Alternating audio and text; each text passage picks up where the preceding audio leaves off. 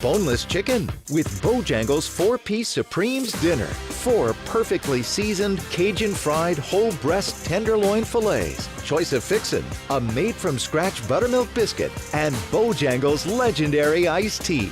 When you're hungry for flavor and value, it's Bo time. If only life had a remote control, you could pause or rewind.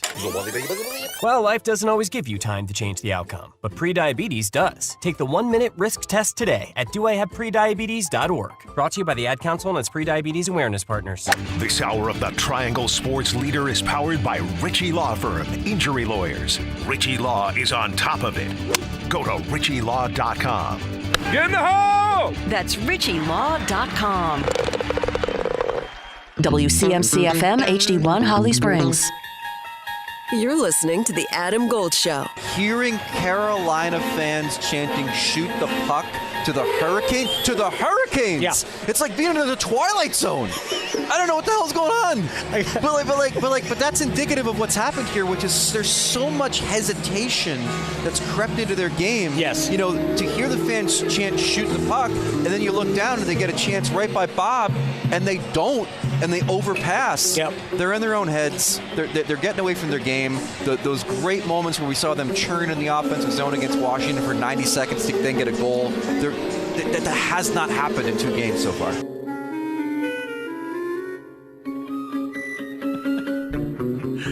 Oh my gosh. That's great. That's fantastic, Rusty. Rusty going to a new level. I love it. Hi, everyone. It's the Adam Gold Show. Yep. It's a Friday. Sure is. Sure is. All right. So, yeah, kind of on fumes, but that's to be understood. Big fumes. We were out late. Yeah. Hurricanes went to bed early. Yeah. We couldn't. So I envied the people. And look, when we had Jeff Goodman in the studio yesterday, and if Jeff's still in town and he's listening, I'm sorry you know, again, Spent money. Saw loss. and felt like you want your money back. Again, it's not the way it works. We get it professional sports. But at the end of the second period last night, right after Sam Bennett scored to make it 4-0, and you could see people starting to leave. Yep. I was envious. Mm-hmm. And I'm not trying to be flippant here. We probably knew well before then. Right. But, yeah, at 4-0. Stick a fork in it. It was done. I had done everything I needed to do to prepare for the post-game show and the podcast. And I was just hoping to get to it. Mm-hmm. Like, if I could have done it right there, let's say 10 o'clock, Yeah. started that, I could have been home and gotten to bed by midnight. Right. It did not happen. But that's not how it works in our world. No. So I had to wait and sit there for another hour. Mm-hmm. Then A very the long post game, hour. right? Then the post game. What's interesting, our friend Doug Plagans from Florida Panthers Radio, we spoke with him on Tuesday. He was up where they sit was right above me, and they, as the third period started, we're a couple of maybe 2 minutes in, and I heard Doug say, "This is going to be a long period." Because everybody knew. Both teams knew the outcome. Yeah. And it was just as long for Florida because they had to deal with, man, let's just not get anybody hurt. Mm-hmm. Right? Let's try to keep everybody upright. And they've got players who have injury issues that are playing. Sam Reinhart, by the way, left the game with an injury. I don't believe he returned. Oh. I think that injury happened in the first period as well. I mean, the game was basically over after the first period. But anyway, yeah, it was a long third period. I thought that clock was at one point going backwards. I know. It did feel that way. One more personal note about last night. We are going to get into what happened. I write notes. I keep a notebook for each game. And I'm not going to show you yesterday's yet. I'm going to put it up to the camera. Let's go. And you won't be able to see, exactly what I've written. But Right. I'm showing it to the camera. There's 2 pages, right? Each side. And we do that. I did that for basically every game all season long. And I probably only missed, 7 games, 8 games all season long, whatever it was. And most of those were on the road. But I keep 2 pages of notes. It's always 2 pages of notes. Last night, everything 2/3 of the page down are just bullet points for the podcast. Yeah. My notes were 5 lines Yeah. in the first period. Did one of those lines say, "This is awful"? Make it stop. Let's see. Andre turnover. I used ditto marks under that. There you go. No, I did write men versus boys. Shoot the puck. Yeah. Yeah. I wrote men versus boys. It was unfortunately about as bad as it could be. Our friend Sarah Sivian tweeted out after the game, worst game in Hurricanes franchise history. I would agree. It was bad. I've seen worse games, but I mean significantly worse games than Carolina played last night. However, given the moment, none. Mm-hmm. When you factor in the setting, what was needed, yeah. It's bad. Yeah.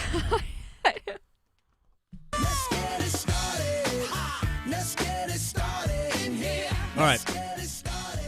I thought this was appropriate. Game number 2, both literally and figuratively. Yep. It works. Thank you. First of all, understanding that this was a team failure. I mean, top to bottom, a team failure. I don't think everybody was booty in the game. I think there were some players who played reasonably well.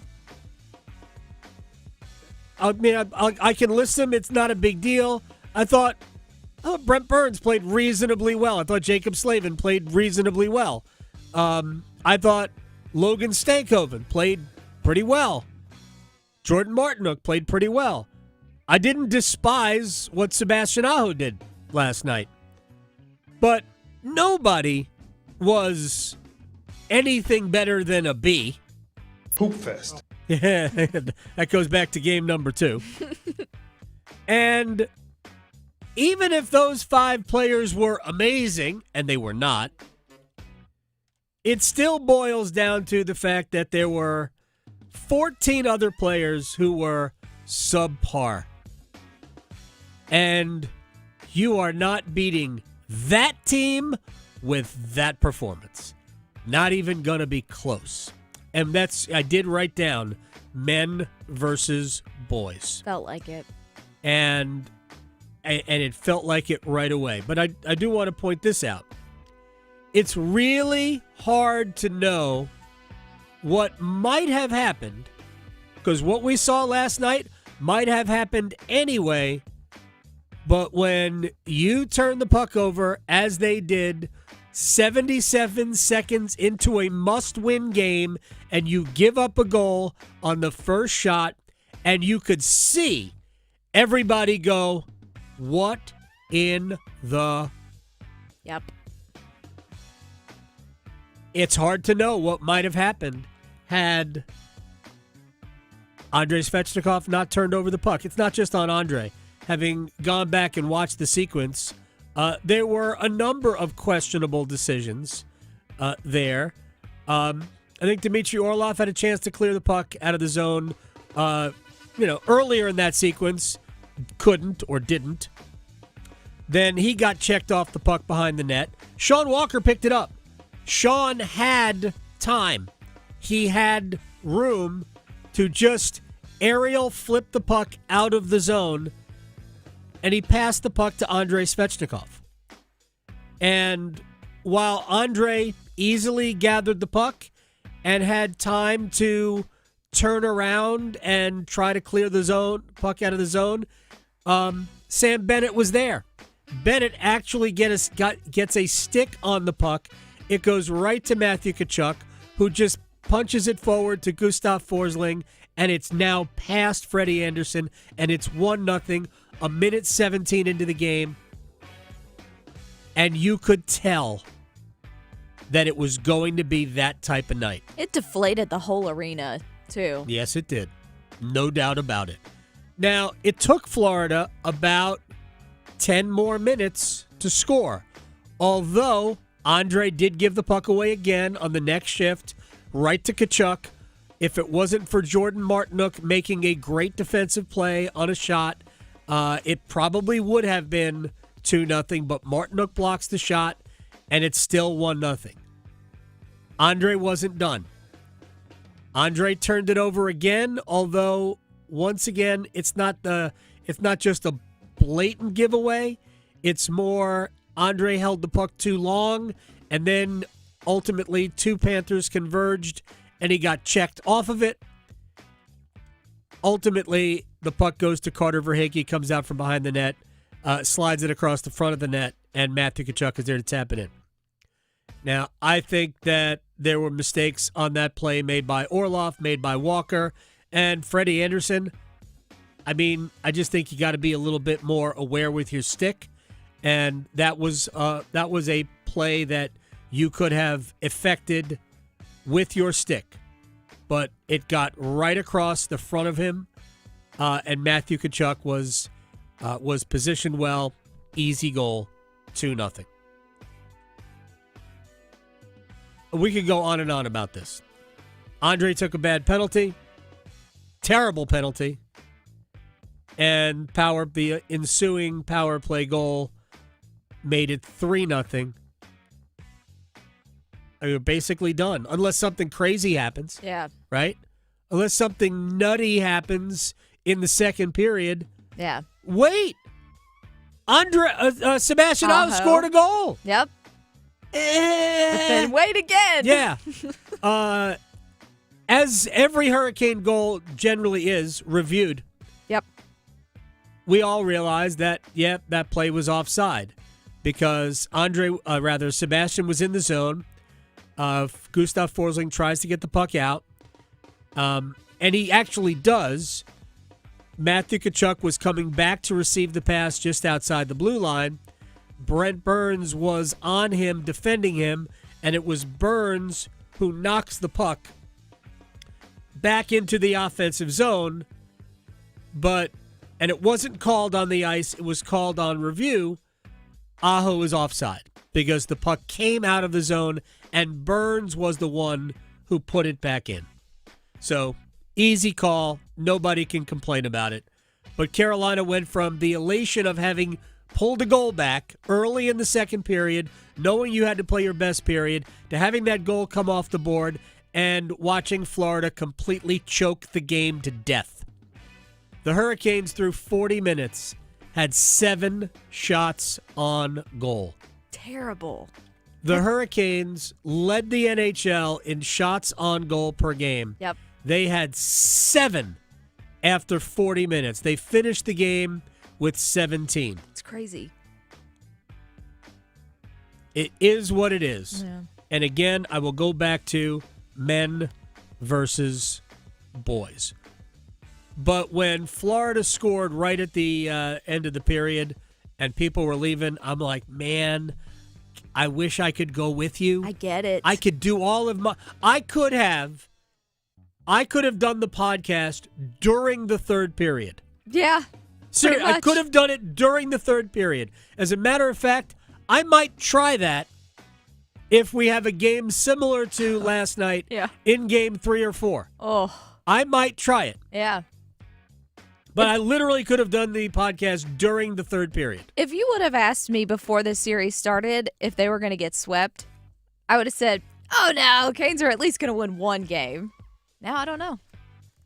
Yeah, I think it's fair to address that, right? And I talked about it last night. the team has given you no confidence that they can beat Florida in this setting. Yeah. Right? Because, again, 2023 does matter here. Mm-hmm. This is not, I forget who put it out. I don't really care. It doesn't matter at this point. 14 straight conference final losses in a row. Right. Except that 09 and 19 really don't apply. But either way, it is 6 in a row, and that applies. And you're fair to be, how come? The answer, I believe, is pretty simple. Get to that answer in a second. But there isn't a single part of me or most of you that expects that team to win either tomorrow or Monday. I believe they can. Yeah. I believe they can. They believe they can. Belief can go a long way. Sure can. But I'll say it another way. Florida knows they won't. Absolutely. Belief and knowledge. Two different things. And the Panthers have all of the confidence right Well, now. that's what I just said, right? It's all confidence. Florida knows they're going to win. Carolina believes deeply that they can. And I thought, because I was talking to Greg Wyshynski, that was him in the open, by the way. That was Greg Wyshynski from ESPN, friend of the program, who I had on in the second intermission last night. And I said, I know I bug you all the time, but if you're not schmoozing, if you want to come hang out in the second intermission, I'd love to talk with you. And he was like, yes, let's do it. And he walked he was actually outside the booth when I walked over there to go into the radio booth for the intermission. And I said, I promise we're going to have fun anyway. Yeah. We'll try. And we were talking about it, and I mentioned this on the podcast Tuesday night after Game 1. Yes, it was an even game. I mean, stylistically speaking, it was an even game. Bobrovsky was better than Anderson. Florida's goal scoring is better than Carolina's goal scoring. We knew that going in. It's not a mystery. And my opinion was that Carolina, while they were fine, they didn't put Florida in a position where they had to get out of second gear. Because even though you probably outplayed the Panthers in the first period, the scoreboard read 2-1. And it wasn't 2-1 in your favor. If the scoreboard was 0-0, much better. Much better. Even if you outplay them and don't get a goal, much better. But that's not what happened. It was 2-1 in favor of Florida, so the Panthers already had their nose in front, and we'll see what we have to do in order to get this to 60 minutes still being in front. And then Florida scored the next goal to make it 3-1, and they were basically, well, we're good. Yeah. We're good. So they stayed in second gear all night long. Florida knew going into last night. Knew it going into last night. Carolina's going to give us their best game of the series tonight. And we better be ready for it. Otherwise, let me take you back a series very quickly. Game 2 in Washington, right? Carolina takes Game 1. Game 2 in Washington, where the Capitals played their best game of the series, right? Tom Wilson played his best game. Actually, maybe his only good game of the series. Right. Washington was just a different team. Now, they played, actually, I thought Washington played better in the two games here than they did in the two games there. But Carolina kind of weathered the storm a little bit, and they ended up trailing, and they lost the game. They never quite got even. And Carolina, of course, had some scoring issues in that whole series, but they won in 5 games. Florida didn't wait to weather any storm. Florida went after it. Drop of the puck.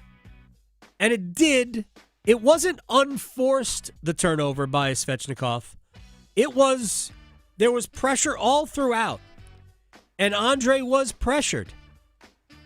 But it just shows you what Florida was about, and they got to Carolina first. They didn't wait for Carolina to get going and then try to sit back, see if they could keep Carolina off the scoreboard, because that happens. We all know that. No, Florida didn't wait for it. They just went and grabbed it. And when they grabbed the game inside of a minute and a half, immediate. I think everybody felt the same way. Like, I'm not feeling good about this. No. Anyway. Yeah, that Aho thing was just like another level of brutal. Because it's almost worse that he scored and then they took it back, my initial thought seeing that was, that puck had to come outside the zone. I couldn't tell. Right. I couldn't see it come outside the zone. But I thought that puck did come outside the zone. But then when the officials didn't call it offside, I thought, maybe it didn't. I didn't realize that Burns had touched the puck. Yeah. But Burns was the one, and it was across the blue line by a foot and a half. Like, it wasn't even close that it was outside the blue line, outside the offensive zone. But regardless, after that goal was taken away, Carolina really didn't have much. All right, couple of things. And this is not, nobody singularly is to blame. Andrei Svechnikov was particularly bad in the first period. And I feel bad for him because he has been really good in the playoffs. But Andrei picked a bad day to have a bad day. Mm-hmm. And those mistakes early were crippling to Carolina. Frederik Andersen, and people think that I'm blaming Andersen. I am not blaming Andersen. I simply stated that in the last two games, and Andersen, by the way, did not play the third period yesterday. Nope. Kochetkov started the third period. Him, yeah. No injury, just get Freddie out of there. Andersen has allowed 9 goals on his last 36 shots. That's a .750 save percentage. So when we go back and we look at this playoff run for Andersen, it's going to look poor. That's what it's going to look like. We all know better, right? We all know that what we saw from Andersen against New Jersey until he was knocked out of the series and against Washington was outstanding work. We know that.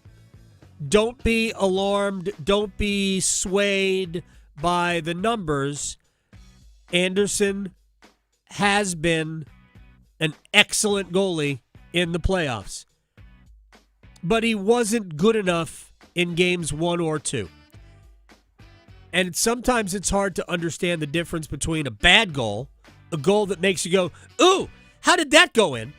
And could have been stopped. Two different animals. And I thought there were a couple last night, the first one. There were certainly a couple in game 1. Yeah. That Andersen could have made a save on. Again, not bad goals. And in some cases, man, that's a great shot. But if you're going to win these types of games, your goaltender must make a handful of saves that you go, whoo, thank you. So glad you're there. Thank you. Mm-hmm. Right? It doesn't have to be spectacular, right? But thank you. Mm-hmm. And Bobrovsky had a couple of those in the first game. He didn't have to make any great saves yesterday. Carolina, according to Natural Stat Trick, Carolina had 3 high-danger chances all game. Wow. 3 all game. Yikes. So you got Svechnikov, you got Freddie. I'm pretty sure there hasn't been anybody who covers the team, whether it's talking about him or writing about him, who has been more bullish on Jackson Blake than I have all year long. Boy, did he look out of his element, not just last night, but game 1. And frankly, I think he has been just okay at best during the playoffs. It's almost as though that next step got him basically got to him. He hasn't in any way, shape, or form been the same player that he was during the regular season, and that is understandable for two reasons. One, the playoffs is hard. Very. It is hard. I mean, Eetu Luostarinen went after him last night. Blake was skating up the left boards, and Luostarinen came over and got him up high. Looked like it might have hit him in the head, although they didn't call it a check to the head. But he definitely came up high, and he was sent off. Skated right to the box. Part of Florida's game plan. Part of their game plan is to make you think twice. And when you think, what happens? You slow down. Florida's definitely in their kitchen. Oh, my gosh. Big time. Florida's definitely in their heads. Sergei Bobrovsky, more so than the rest of the team, but Bob is definitely in their heads. Yeah. Special teams. The Hurricanes went 1 for 7 on the power play combined in 2 games. They have killed 1 of Florida's 5 power plays. Not good. 1. The team that was 28 for 30 through 2 rounds is 1 for 5 in the last 2 games. It's like a whole different team. It looks like a whole different team. Yep. Or last night did anyway. But by the way, both power play goals last night were avoidable. But is what it is. Jalen Chatfield took the warm-up but did not play. Sean Walker, so we don't know what the status of Chatfield is for Game 3 or Game 4. I have no idea if Rod's optimistic. I know they're having media availability right now, so maybe Rod will talk about it, but it's just not good. Sean Walker left the game injured. Came back, but left the game injured. Seth Jarvis left the game injured. Did not return. That was in the 3rd period. Jordan Martinook has been playing injured. Yeah, and it shows. Well, not for him specifically, just as a team, the injuries show. Yeah, I mean, the injuries show, but again, I think Florida is the biggest problem here. So I did this exercise. I'm going to mention this, and then we'll take a break. Shane Willis is going to join us on the other side. Because I performed this exercise. Take all of the available forwards between the two teams. You have Hurricanes roster of forwards and the Panthers roster of forwards. Do a draft. Who's the best player of all the forwards? Don't worry about position. Don't worry. Just who's the best player? You have the first pick. Who would you take? Okay, that player is off the board. You have the second pick. Who would you take? When you get to 12, stop. Do the same thing for all defensemen. You get to choose 6. Who would you take first? Take that player. When you get to 6, stop. I would say do the same for goaltenders, but why waste the time? Yeah. I'll be shocked if you come up with anything that appears even between Florida and Carolina. And that is the problem. We'll break. Shane Willis will join us on the other side. Chapel Hill to Charlotte, Greenville to Greensboro. Your sports, his state. The Adam Gold Show on the North Carolina Sports Network. Listen every afternoon for The Drive with Tim Donnelly. September 1st versus TCU. That is UNC football's opening game. How many switches, how many twists in the Bill Belichick story are we going to get in the next 100-some-odd days before the opener? Unlimited. It is insane, and UNC has to find a way to cut out the distractions and focus on football. The Drive with Tim Donnelly, 3 to 6 on 99.9 The Fan. Are you ready for a global summer showdown? Thursday, June 19th at Mercedes-Benz Stadium. Football legends collide at the 2025 FIFA Club World Cup. Inter Miami and FC Porto. Lionel Messi and Jordi Alba taking on Diogo Costa and Rodrigo Mora. Don't miss your chance to be part of history. Grab your tickets now at FIFA.com/tickets. Calling all Caniacs. Come watch the Eastern Conference Finals at Carolina Ale House. As the official Canes road game HQ, Carolina Ale House is hosting viewing parties for away games. Join us for indoor-outdoor viewing parties at the Cary and Garner locations for Game 3 and at the Cary location for Game 4. Bring a lawn chair, enjoy food and beers from the outdoor bar, and watch on our enormous TV. Visit CarolinaAleHouse.com/Canes to learn more or keep an eye on our social media. Ale yeah! And go Canes! It's time for the Coastal Scholar Athlete of the Month. Hello, Creighton Blackwell here again from Coastal Credit Union in 99.9 The Fan. Today we are at Millbrook High School, where we introduce the next Scholar Athlete of the Month, Brianna McMillan. Day in and day out, just her presence, her energy, her motivation showed her teammates how to follow her. And they nominated her to be captain, and I think that speaks volumes to her as a leader. She is like one of the leaders on the team, and anytime I see her play, it truly shows in her work and like her athleticism. She is very uplifting, and she just makes sure if you're ever having a bad day to make your spirit better. It's unimaginable. I really didn't think I was going to, be one of the 8, which is a huge honor, and I'm really grateful. And I hope I can live up to the honor, and I'm really appreciative for all the people who've nominated me and selected me. It's great. It's a great feeling. As an athlete, it's, you go through mental hurdles, and you got to get out of it. But, my family has definitely helped me, supported me to get out of the mental ruts that I've gone through and, made me become a better athlete on and off the field. So I appreciate them.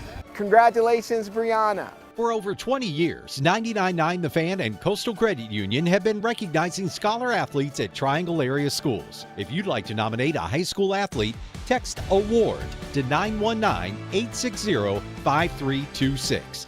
The coolest summer starts at Target with up to 50% off select Sun Squad pool and outdoor toys and 20% off select favorite day treats with Target Circle. Discover inflatable pools and outdoor toys that'll surely make a big splash this season, while you keep it cool and sweet with the most shareable cookies and frozen snacks under the sun. Hurry! Now through Memorial Day, save up to 50% on select Sun Squad toys and 20% on select favorite day treats with Target Circle, only at Target. Restrictions apply. At Napa, we've spent the last 100 years building our business into an engine that powers yours. Whether you're big or small, national or local, Napa has the automotive solutions your business needs to stay moving. And it's all driven by a nationwide network of quality parts and exceptional service on one mission: to keep your business moving full speed ahead. That's why we are the pros that know. Never know how. This is Adam Gold. He said he could talk about his golf game. He did say it wasn't great, and I said, hey, no judgment here. I'm a drive shacker and a putt-putter myself. None of us are good. Even those of us that are good aren't really good. Right, yeah. We're just not. Yeah. The Adam Gold Show.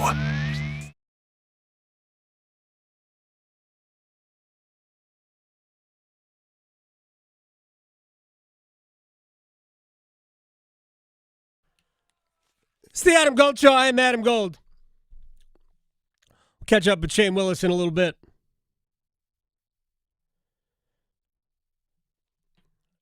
I want to get to a couple of actually, we should probably hear from some of the particulars last night, because I do want to go through a couple of things, because there's a lot of anger, but nobody's mad at anybody for being angry. I'm angry. Victoria's angry. Everybody who paid money for a ticket last night is angry. I'm sure the head coach is angry. I'm sure the players are angry. So let's start with Rod Brind'Amour in how do you keep belief at O2? And sometimes it's easier to recover from a game like that because there's nothing good out of it. If you're close, a play here or there makes a difference. There was nothing good on this game for us, so we're going to have to learn from it, but it's everybody has to be better. Yes, everybody does have to be better. He also went on when asked specifically about Svechnikov. He said, he had a rough night. We were not on the same page. He was on his own page, all of those things. Yeah, Andre was a little bit outside the framework of things. they knew they could not take retaliatory penalties, and he took one down 2-0 already. And then, Rod, I think one of the first things he was asked about getting back into the series, winning a game, he boiled it down to something a lot smaller than just a game. Obviously, we got to just figure out how to win a period. I think we came out with the right intentions, but it was trying to do too much. And then we're not doing the things that we do as a team that normally helps us. I didn't know what I was watching in the first period, and that didn't go well. So, I always said the other day, the margin here is tight. Like, we're not going to beat this team if we're not on the same page. And tonight, for whatever reason, I think, like I said, the intentions were good. Everyone's trying, okay, I'm going to do this, but it's not how we do it. And it just backfired, and then, like you put it, probably as good as you could do it. That's exactly how that game went. All right, now and nobody's saying that anybody is above blame for last night, okay? Whether, players, coaches, everybody deserves some blame. But the exercise that I said before the break, if you put all the forwards, on the table, every forward, you wrote the name of every forward available to both teams, put it on the table, and had a draft. And you could only draft 12, which is how many forwards you would use in a game. Who would be the best forward? I think the answer is Alexander Barkov, right? Who would be the next best forward? Probably Matthew Tkachuk. Who would be the next best forward? Probably Sam Reinhart. Maybe Aho's next. Or maybe it's Sam Bennett. So you see what I'm getting at here. There is a very, very big difference between the two rosters. Shane Willis is joining us here on the Adam Gold Show.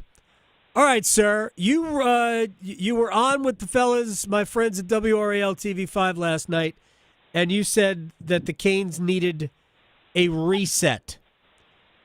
How do you reset from last night? What is the reset?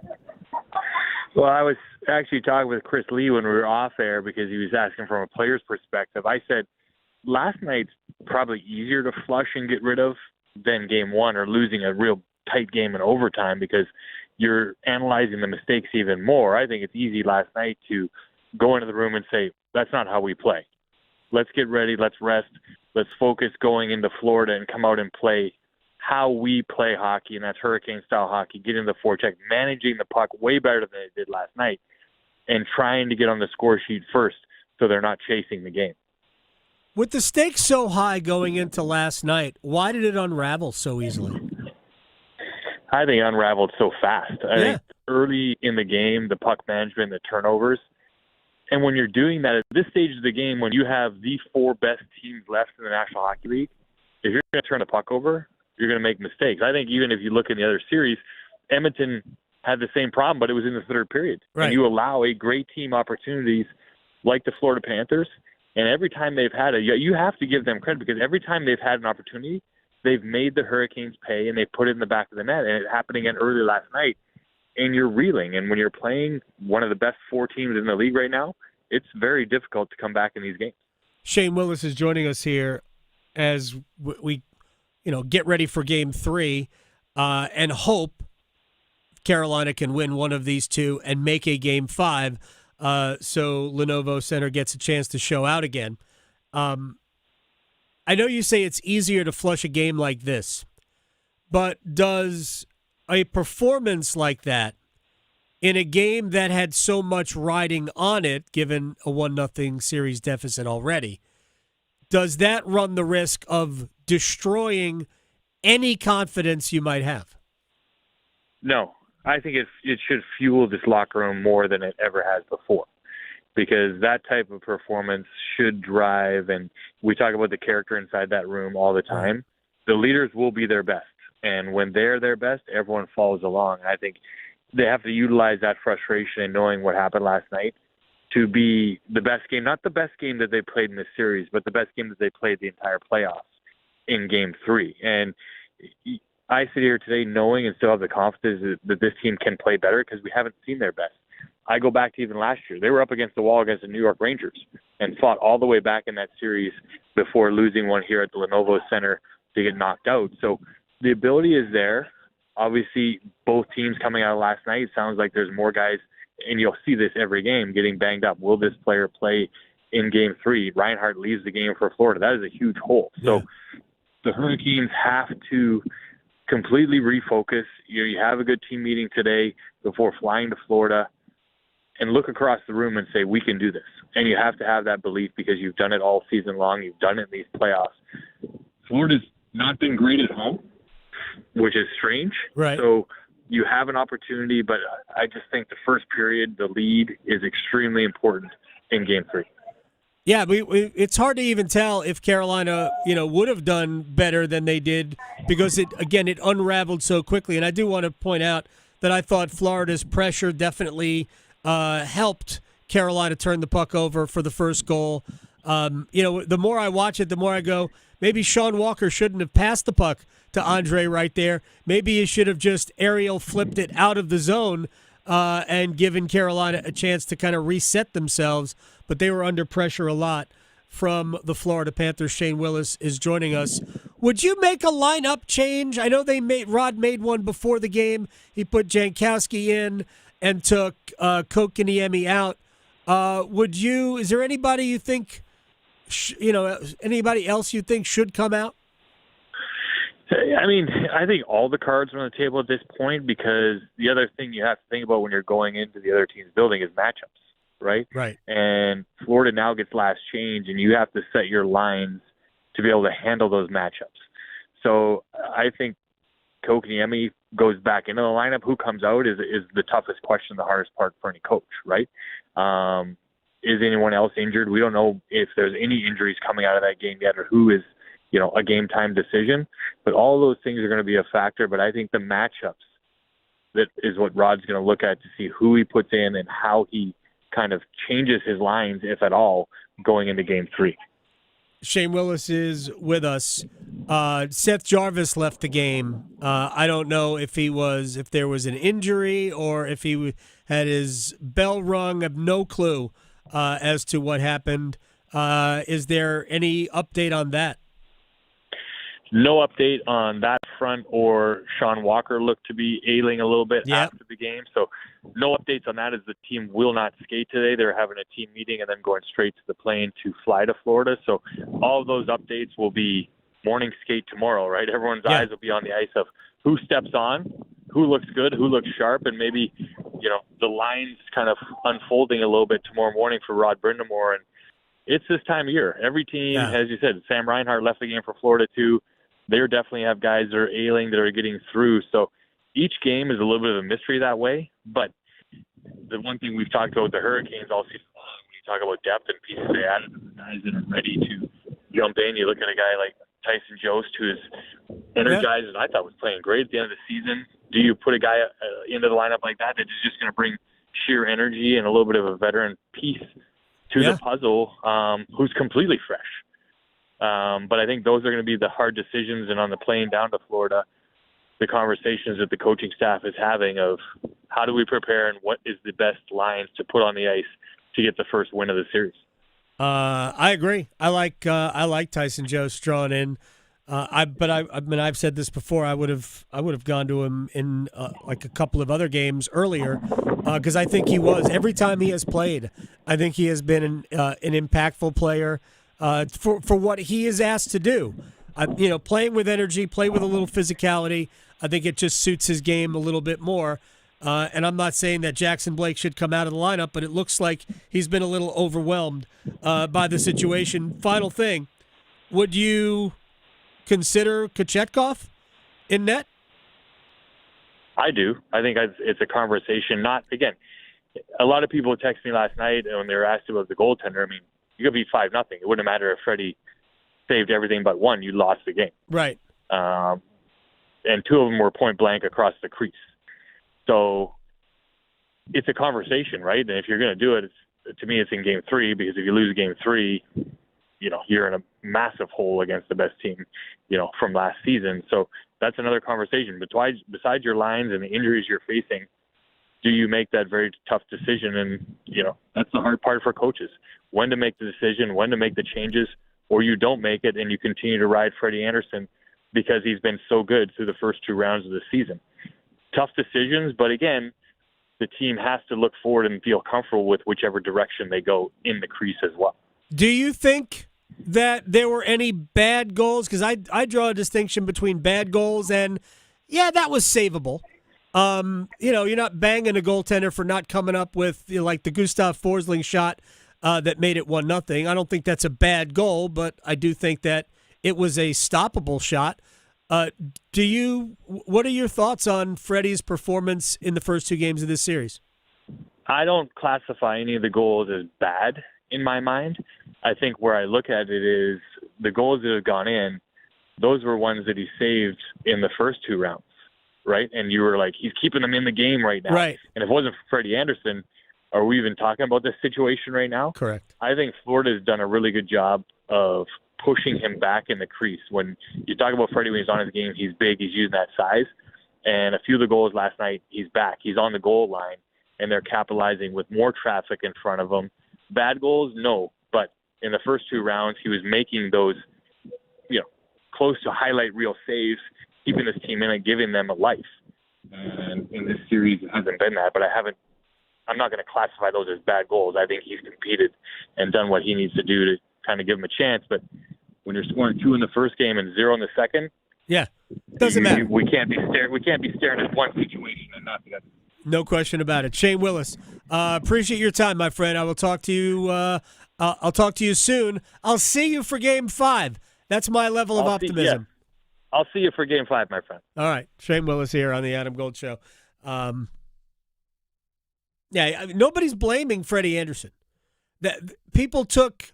I simply posted statistics. 36 shots on goal, 9 goals. That's a .750 save percentage. And the notion that, it was 5-0. No, not really. We don't have to exaggerate. I didn't call Freddie Andersen the worst goaltender we've ever seen. I would have pulled him after the second goal, not because Freddie was bad.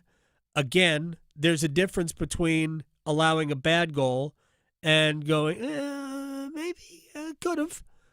There was another day where you would have. The other guy probably isn't. All of those things. But for me, the team needed a shakeup. Sometimes you pull your goaltender to send a message to the team that, see, this guy doesn't deserve that. But Rod generally does not pull goaltenders. We are all here. We've watched this team for 7 years.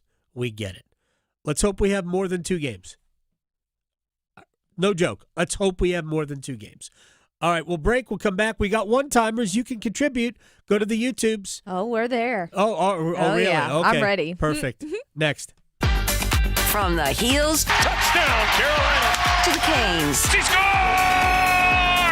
He covers it all. The Adam Gold Show on the North Carolina Sports Network.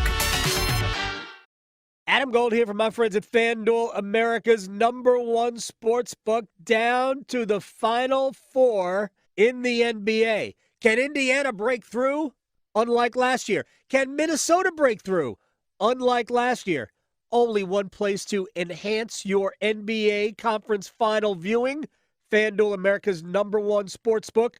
New customers, $200 to you in bonus bets, guaranteed when you place your first $5 wager. Doesn't even matter if you win it. FanDuel.com/AGS. FanDuel.com/AGS. Join today. Make every moment more with FanDuel, official sports betting partner of the NBA. 21 and over and present in North Carolina. First online real money wager only. $5 first deposit required. Bonuses issued as non-withdrawable bonus bets, which expire 7 days after receipt. Restrictions apply. See terms at sportsbook.fanduel.com. Gambling problem? Call 877-718-5543 or visit morethanagame.nc.gov. It's the first day of the first grade, and she found a new best friend. It's a laid-back Sunday afternoon you wish would never end. The homemade taste of Bluebell and good friends gathered round. The good old days are being made right now. Bluebell Groom's Cake Ice Cream is renewing its vows on the frozen aisle. Milk chocolate ice cream with chocolate cake pieces, chocolate-coated strawberry hearts, swirls of strawberry sauce, and chocolate icing. See you at the reception. The good old days are being made right now. The good old days are being made right now. Look for Bluebell ice cream at your local grocer and pick up your favorite flavor today. Have you ever heard of paramedics who don't just respond to emergencies, but work to prevent them? The North Carolina Healthcare Association invites you to listen to this month's podcast, Conversations on the State of Healthcare. Cape Fear Valley Health's Community Paramedic Program is a groundbreaking initiative where paramedics aren't just transporting patients, they're building bridges to better care, right from the patient's living room. Here's Cape Fear's Alinda Bailey. We're not just asking, what's your medical emergency? We're asking, do you have problems obtaining your medicines? Can you get to your appointments? Are you safe? Are you supported? We try to identify not only the medical needs, the mental health needs, but also the social determinants that play a factor in the care of our patients and clients.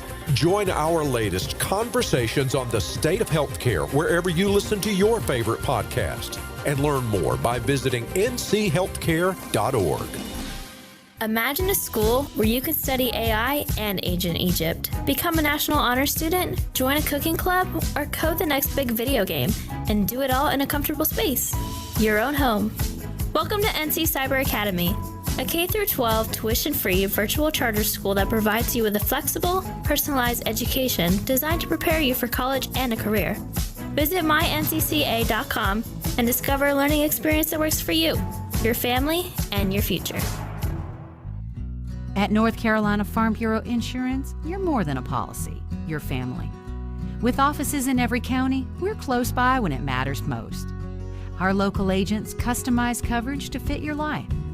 And our award-winning claims team delivers fast, quality repairs. It's no surprise Forbes ranked us the #1 auto insurer in America. North Carolina Farm Bureau Insurance. Helping you is what we do best. This is Adam Gold. You know, soap attracts dirt, right? That's what soap does. It attracts dirt. Right now, Bill Belichick is soap. That's what he is. Yeah. He's soap. Yeah. He's attracting all this dirt. Or he's like an overripe banana and it's attracting all these gnats. The Adam Gold Show.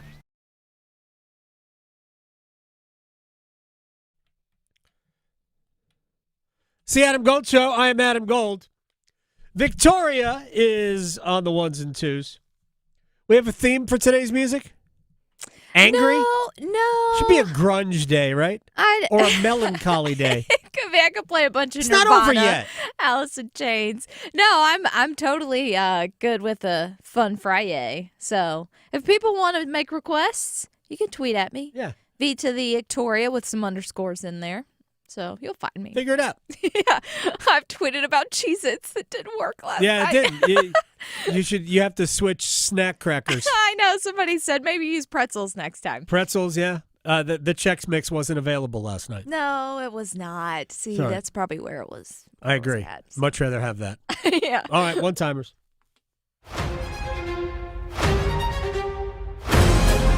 All right, so kicking things off, lots of Kane talk. No way. I know, right? It's shocking. But first up from William, what do you think of the shoot the puck chants and the Canes getting booed off the ice last night? Deserved? Yeah. I mean, that doesn't bother me. They're all adults. They're big boys. They can handle it. There's a responsibility.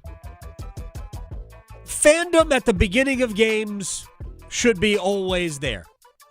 Loud, raucous, all of that. At the beginning of the game. When the game starts, though, it's the responsibility of the team to provide reasons to cheer. Yeah. I don't have to say anything more than that. Nope. Shoot the puck, yeah. They should have shot the puck several times where they didn't. Absolutely. Next up from Aaron.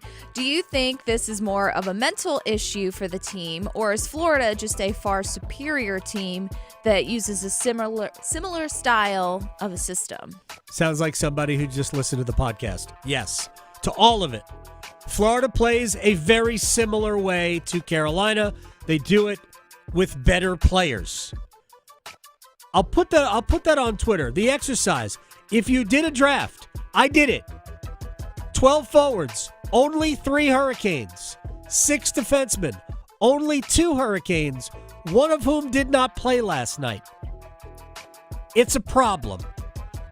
That is the biggest problem. And yes, there is a psychology that Florida, I believe, is in their heads. They can say what they want. Exactly. Well, next up, this one from Ace. Do you think that this year has been a success or failure? This year? They're in the Eastern Conference Finals. What's wrong with people? I know. No. Like, I want to continue. I want to do more of this. You mentioned we have enough for a mailbag. We'll get to more of this on the other side. If I had told every Hurricanes fan that you would be in the Eastern Conference Finals, and yes, it's not over, but it does look bleak. At the beginning of the season, you wouldn't have taken it? And with everything that happened in the offseason? Come on. Talking sports, dropping truth. The Adam Gold Show on the North Carolina Sports Network. Listen every afternoon for The Drive with Tim Donnelly. September 1st versus TCU. That is UNC football's opening game. How many switches, how many twists in the Bill Belichick story are we going to get in the next 100-some-odd days before the opener? Unlimited. It is insane, and UNC has to find a way to cut out the distractions and focus on football. The Drive with Tim Donnelly, 3 to 6 on 99.9 The Fan. Rev up your engines at Apex Racing Lab, the Triangle's largest sim racing destination with the best bar in Cary. Experience the ultimate thrill with 16 cutting-edge simulators, expert instructors, and world-class virtual tracks.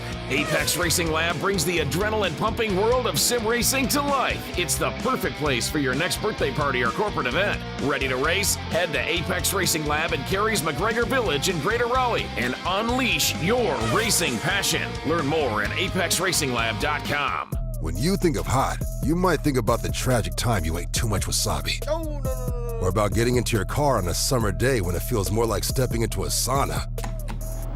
But heat can work in your favor, like during Verizon Red Hot Deal Days. Get hundreds of hot deals on all your favorites, like iPhone 16 Pro with Apple Intelligence, Apple Watch Series 10, and iPad, on any plan. Only until May 28th for new and existing customers. Offer available on My Plan. Only at Verizon. The success you've already had matters at University of Maryland Global Campus because we're a school for real life. An accredited state university, UMGC lets you earn up to 90 credits toward a bachelor's for prior learning, life, and work experience, or transfer up to 12 credits toward a master's. We offer affordable tuition and online and hybrid courses. No application fee if you apply by May 30th. Learn more at umgc.edu. Certified to operate in Virginia by Chev. It's bow time. Yep, it's eating time again. Now you could unload groceries, chop, dice, mince, preheat, heat, slap around the smoke detector, and then celebrate with a big old pile of dishes. But if you're tired of cooking, or tired of sorta cooking, it's time to feed the whole family with Bojangles Fried Chicken Family Meal. With Bojangles' famous chicken, fixins, biscuits, and tea, you can forget the cookbook and spend some well-earned quality time with a delicious dinner from Bojangles. It's bow time. There's no time like bow time. Time to stop whatever you're doing for some of that bodacious Bojangles flavor. Satisfy your craving for flavor and your passion for boneless chicken with Bojangles 4-piece Supremes Dinner. 4 perfectly seasoned, Cajun-fried, whole breast tenderloin fillets. Choice of fixin', a made-from-scratch buttermilk biscuit, and Bojangles legendary iced tea. When you're hungry for flavor and value, it's Bo time. Charlie did not die from an overdose. Charlie was poisoned. No other family should go through this. It's just horrific. Go to safe.pharmacy. Use the free tool. Learn if the online pharmacy you're using is safe. If you need to hire, you know it takes time. Well, what if you could meet with qualified candidates the very next day?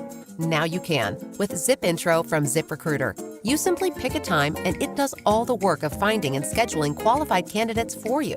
Then you choose who you want to talk to and meet with great people on back-to-back video calls as soon as the next day. Try Zip Intro for free at ziprecruiter.com/free. Zip Intro. Post jobs today. Talk to qualified candidates tomorrow. I'm attorney Brian Ritchie. Big truck accidents can cause life-changing injuries, and life-changing injuries deserve life-changing money. I know big truck wrecks, and I know how to fight those big insurance companies. If you've been hurt by a big truck, contact us at richielaw.com. I'm on top of it. Broadcasting live from the Lenovo Studios. WCMC HD1 Holly Springs. 99.9 The Fan. The Triangle Sports Leader. Get one in Sunrise, and you can come back and go to Cookout again. I would love to. Hush puppies, onion rings, and a double cheeseburger, Western style. I mean, it all comes. It's the perfect value meal. Is my take on it. Hey, listen. I mean, there is good news out of tonight. They won't be called shot merchants anymore. That is true. That's true, right? That is true. Can't call them that anymore. Isn't tonight really about Florida? It's about 4 guys on Florida. It's been about the Bennett line. Yeah. With Kachuk and Verhaeghe, and it's about Bobrovsky again, who's been a great last line of defense when the shots have gotten to him. Mm-hmm. So much fun with Greg Wyshynski.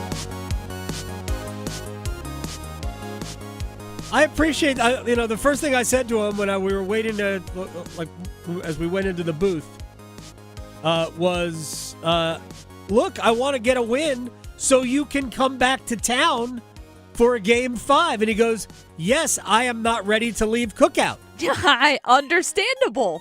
So he lives in D.C. Apparently they don't have cookouts in D.C. They do not. So. They do not. Yeah. I mean, shouts to. Nobody can blame him.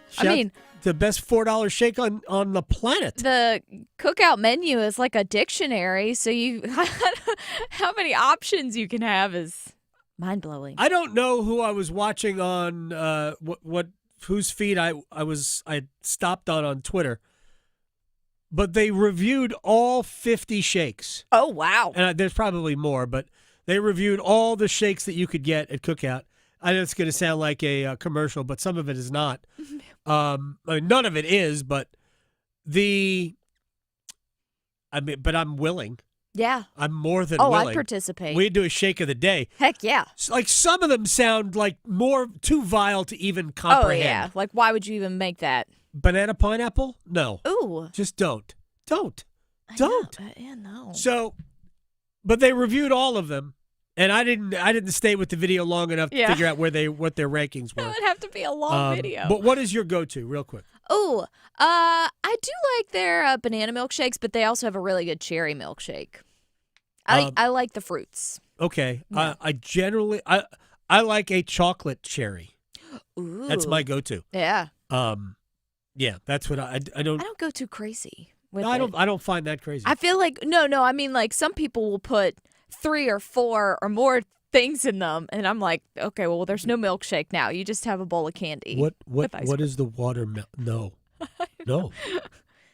Yeah. Don't. All right, let's. I don't know. We're running it back, or are we doing more of a one-timers? You decide what it's going to sound like, Well, Victoria. That's up to you. There we go. All right, so let's continue some of this, but before we do, because I do think that it's important to recognize the real things that are going on in this series, and we have a little time here. EJ Hradek is going to join us in 15 minutes. And I also think we should say I know it seems like the series is over, and I'm not telling you they are going to win tomorrow or Monday in Florida. I'm not telling you that. I think they can. Mm-hmm. And that is very different from I think they will. Yes. But I think they can win either of those games. Potential is there. So set that aside. The last question we did, I believe, hit on there. I believe Florida, maybe more specifically Bobrovsky, is in their head like he was last year. And when you talk about the fans shouting shoot, the reason why they overpassed at times was because they were looking for, let's get a shot that he can't stop. And those are not the shots that are ever going to be available to you because they're too difficult to create. You're way better. The best scoring chance of the night was a 3-on-2 with Martinook's shot, and the rebound sat there at the side of the net. Stahl was there, but he couldn't get his stick to it. Yes. That's how you beat Bobrovsky now. And you do. You get it moving side to side a little bit, right? Easier said than done. But that's what But I think Bobrovsky is probably in their heads. Florida's got better players, and they're playing a very similar style better. Maybe it worked when Matthew Tkachuk was doing the medicine ball thing in the background of Stahl's interview. Yeah. He's a pro. I mean, he is. No his question about it. dad taught him well, I guess. No question about it. Oh, right. more. Yeah, we definitely go ahead. have more. Yes. Okay, so let me see. Let me go in order here. So the next one up, do you think this just shows the Canes' holes all season? Thin on the blue line, no scores, goaltending, question mark? Yeah, I think certain things have been exposed. I actually don't think Carolina, last night, a lot of things were exposed for Carolina, right? So you shouldn't judge a team based on their worst moment. But we knew Carolina's blue line wasn't going to be as good. It hasn't been as good. Whether when your third pair last year is Orlov and Chatfield. Oh, well, that's pretty different, isn't it? And the difference between Gostisbehere and Walker, and they have been good. Nobody's going to tell me that those guys have been bad. They have been good, but the comparison is to Pesce and Shea. And Pesce and Shea would still be better than Orlov and Chatfield were they here. So you see the step back Carolina's blue line suffered. Goaltending, I think goaltending during the regular season was a mess, but I think goaltending as the season wore on when Anderson came back clearly got better, and goaltending was a strength in the first two rounds of the playoffs. So I don't think it's been exposed. I think Carolina still lacks firepower in their forward group. And that's, again, we go back to, that's why they traded for Mikko Rantanen. Yeah. So. Exactly. All right. Well, next up, we have one. If we swapped goalies with Florida last night, would the score still have been 5-0? No, it would not have been 5-0 had we swapped goalies with Florida last night. It would have been a closer game, a more manageable game. But it still probably would have been a loss. Again, I'm not blaming the loss on Anderson. I never did. Yeah. So Freddie was put in a tough spot last night. The team in front of him was not good, and he wasn't great. But even if he was great, a couple of those goals are probably going to get scored. Yeah. So. Well, another one. What can the team realistically do at this point? They looked outmatched at almost every level last night. Yeah. I mean, that's why I said it's hard to judge a team based on clearly their worst moment. And that was their worst moment. In that particular setting, if you go back 2 years to when these two teams met in the conference finals in 23, None of the games looked like that. None of the games looked like what we saw last night. They were all high-level, very even contests that, for me, an obvious reason, were all won by the same team because Florida was the better team. That doesn't mean Carolina couldn't have won 1, 2, 3, or even all of the games. But Florida was the better team. Nothing looked close last night. And again, my read on game one was I get what the numbers say, and even the way it played out, I can understand why Carolina felt like they were better, or at least as good as Florida. But I don't think Carolina was good enough in game one to force Florida out of second gear. And Florida, I think it's pretty easy to see that when they get a lead, they know how to make life miserable on you in getting back in the game. Yep, and keep it. Yeah. Next up, so why haven't we considered playing Stillman? He's played over 150 NHL games, and he's not afraid to be physical. We love our prospects, but they aren't ready for this level of play. That's what I would have done last night, but I also put a caveat on that. Even if Riley Stillman had played, the plan would have been to let him play maybe 10 minutes. Scott Morrow didn't take his first shift until about the 13-minute mark. They were like 13 minutes gone. So we were approaching the 7-minute mark in the first period when Morrow stepped on the ice for the first time, which that's okay. That's fine. Carolina's got 5 good defensemen. Just rotate them. That's okay. And I think that would have been the same for Riley Stillman. So, Scott Morrow, I mean, I don't think he was horrendous last night. That's a sort of a backhanded compliment. Right. But yeah, he wasn't noticeably bad last night. And I think he did a couple of good things that I liked in the offensive end, but that nothing happened with. But, maybe that's progress. I don't know. But he's not impacting the game in a positive way anyway. Mm-hmm. And I don't think Riley Stillman would either. I just assume go with your top 5 guys, let them play it all. Yeah. There's another one about the core group. This one's asking, do you still believe in the, quote, core group for this team, or do you think it's time to shake it up for the next couple games? We're like mini Toronto here. I still, the core group kind of encompasses a lot more than you think. It's Martinook, Stahl, Aho, Svechnikov.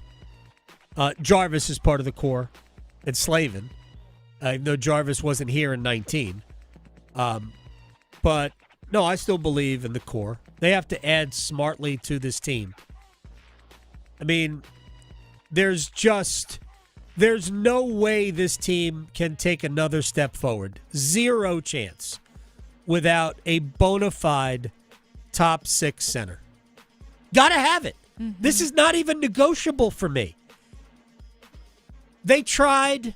Jesperi Kotkaniemi isn't it. I feel bad that he was not necessarily scapegoated, but that Rod took him out. He hadn't played well. Nobody's pretending that he has.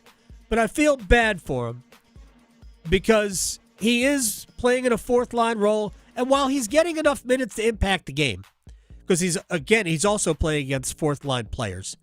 So no excuses for not being better. But, I mean, there were a number of guys that could have come out of the lineup last night.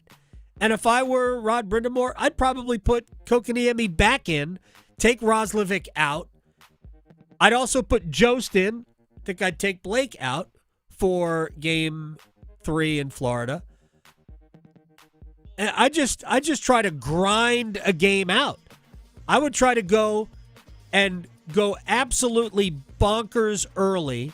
Try to, whether you get a goal in the first period or not, I'd almost try to win a game 1-0. Just go play your game. Mm-hmm. But, no, I'm not worried about the core, but they need a number 2 center. I don't care what anybody says. They need that more than, they need a lot, but they need that more than anything as another center. Yeah. Their centers, unfortunately right now, are not good. Not good for a Final Four team in the league.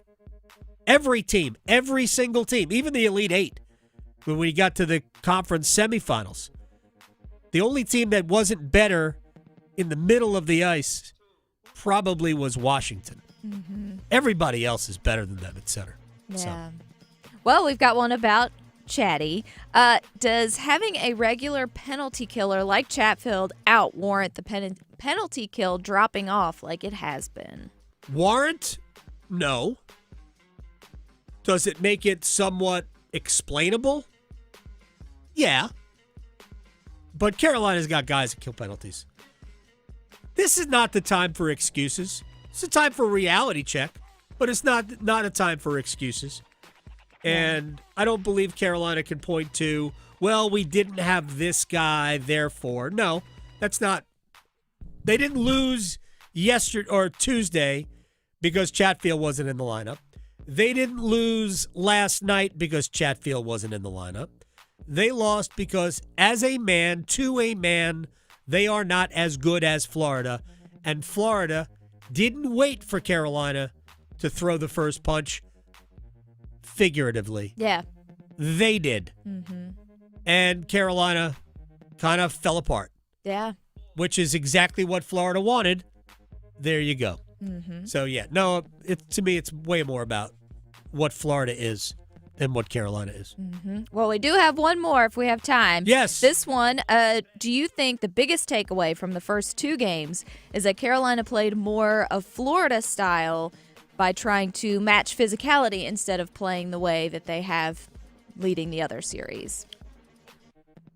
I got what Eddie Olczyk said to us yesterday that Carolina maybe went too far and maybe got themselves out of position. I thought on the second goal last night, Andrei Svechnikov was way more concerned with, I think, checking Sam Bennett than he was playing the game. But Bennett nor Andre were involved in the goal, so it probably was inconsequential. I think Carolina, I would just like to see them get to what they do best. I think you can do both. Have they been too hung up on being physical? Maybe. But I really don't think that's why they're losing. So, I mean, that's a weird non-answer. But that is my weird non-answer. There it is. EJ Hradek, NHL Network, not .com. NHL Network is going to join us when we come back, and I'll do the exercise with EJ. If we did a draft of forwards from these two teams, how far do we get into the draft before we draft a Hurricane? Right? Play that game. EJ Hradek next. From the heels, touchdown Carolina, to the Canes. She scores! He covers it all. The Adam Gold Show on the North Carolina Sports Network. Need more Stanley Cup chatter, Canes fans? Listen afternoons at 12:15 and 4:15 for our Cup Check-In. Served up by Carolina Ale House. Adam Gold talks with hockey's best past and present, bringing you the latest insight on the chase for Lord Stanley's Cup. It's the Cup Check-In on 99.9 The Fan. Served up by Carolina Ale House. Come to Carolina Ale House Cary for away game watch parties throughout the playoffs, or visit carolinaalehouse.com/Canes.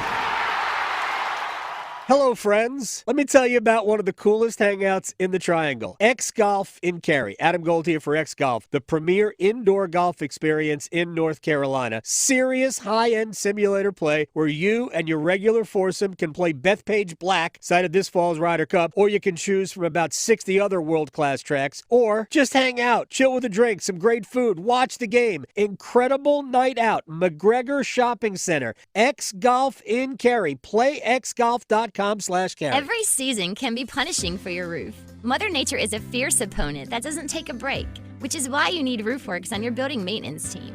Hi, this is Holly from RoofWorks. We specialize in keeping your commercial roof in great condition no matter what the issue may be. We offer roof inspections, roof repairs, and if needed, a full roof replacement. We help determine if there's a problem with your roof and advise you on the most cost-effective way to handle it. Contact us today at roofworks.com. That's roof, WERKS.com.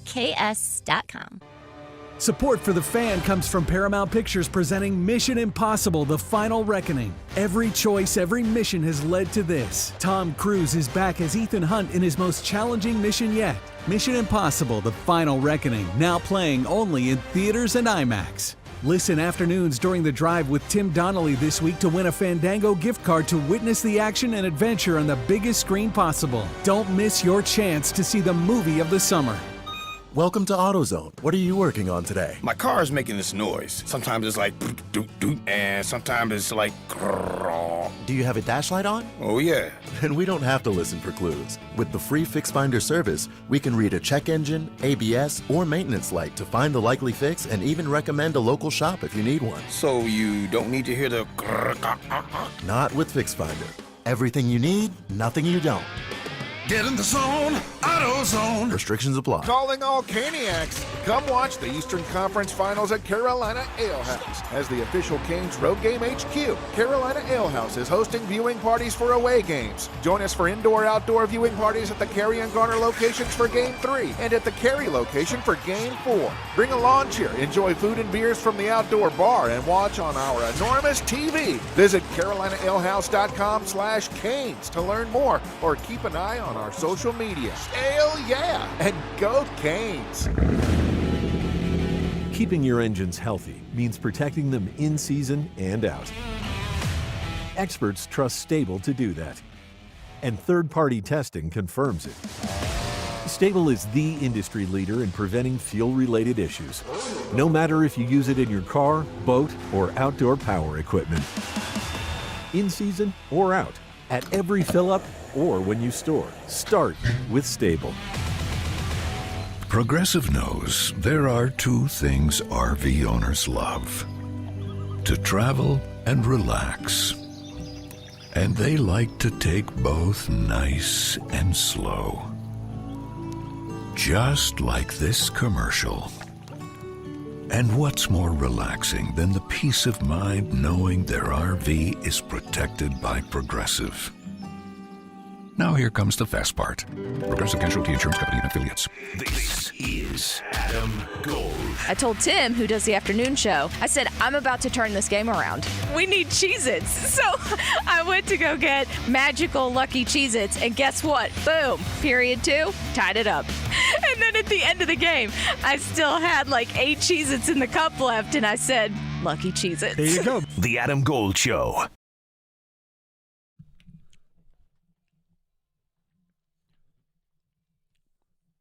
It's the Adam Gold Show. I am Adam Gold. Victoria's on the 1s and 2s.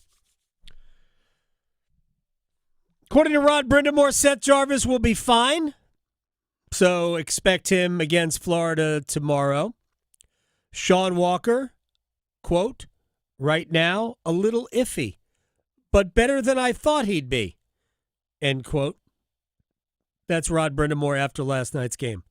Oh, that would be fantastic. No Chatfield, no Walker. Yeah, exactly. We can see the rookies play together. Morrow and Nikishin together. Oh, boy. Oh, man. Canes Twitter's already tweeting. Present. Oh, what a gift. Already pre-tweeting. To Canes Twitter. Another gift to us, EJ Hradek, NHL Network. Man, how are you, sir? I'm good. You know, it's funny you text me to come on today, which I'm always happy to join you because you're one of the very best, and we've been doing this a long time. So I appreciate it. But like last night, you know, I watched the game. I feel bad for the Canes and like fans because you got great fans there, and like I know that you know you guys are really dug in with the team, and so I said I'm going to sit. I watched the whole Canes corner with Adam Gold. Did you really? Like before I went to bed. And it was very good. I mean, you're really good, Adam. I mean, people don't understand to sit there and talk by yourself for 30 minutes is something that is a talent and a real skill. And you do a really great job. I learned a little bit about the Pete Sampras, Andre Agassi history. I covered tennis in that era, and you know, I remember that era fairly well. You had the numbers. It was 6'3", and there was the Australian, and I mean, it was awesome. It was awesome. Thank you. So listen, I really enjoyed it, and I really was eager to hear what you were going to say about the game, because it's easy for those of us who follow at a national level to watch a game like that and just to beat the team up, right? Right. But, it's obviously more nuanced than that, and you watch them day in and day out and over many years. And so I wanted to get your take on it. But also, after watching it, you do an unbelievable job. So I'm sure the fans, they're fortunate to have that. My God, I don't even know what to do now. EJ Hradek is here. He's now my agent. So I appreciate that. Let's talk about Wimbledon, 87 Wimbledon. We should do that. It's much better than talking about that first period. And here's the thing about what happened. I love Andre, and I don't think it was all about Andre last night, because when you go back and you look at the scope of that first sequence that led to the Svechnikov turnover. And it's funny, in real time, you don't notice that Sam Bennett deflects the backhand attempt to get the puck out of the zone. So Bennett plays a role in the turnover. But there were so many things bad about it. But I also think that Andre was a little casual. Sean Walker probably shouldn't have passed him that puck in the first place, because you put Andre in a bad spot. But Andre turned it over 3 times in the first period. All 2 of them ended up goals. One of them, maybe the most egregious of them, Martinook saved. He blocked a Tkachuk shot, and then he takes the dumb penalty. And Andre, it's been a tough regular season for him, and last night was just a reminder of the regular season. Yeah, I thought Roddy handled it well after the game. It's he's trying. Yeah. Right? I think it was Roddy what he said. He's trying. He's, he wants to win as much as anybody out there. All these guys want to win. And, sometimes you get off script and you try to do too many things, and you get, Matthew Tkachuk and those guys are terrific at getting under your skin and, making you a little crazy. Yep. And, it was just a bad night. It just happens. And, all I could say is, they went in to beat. Toronto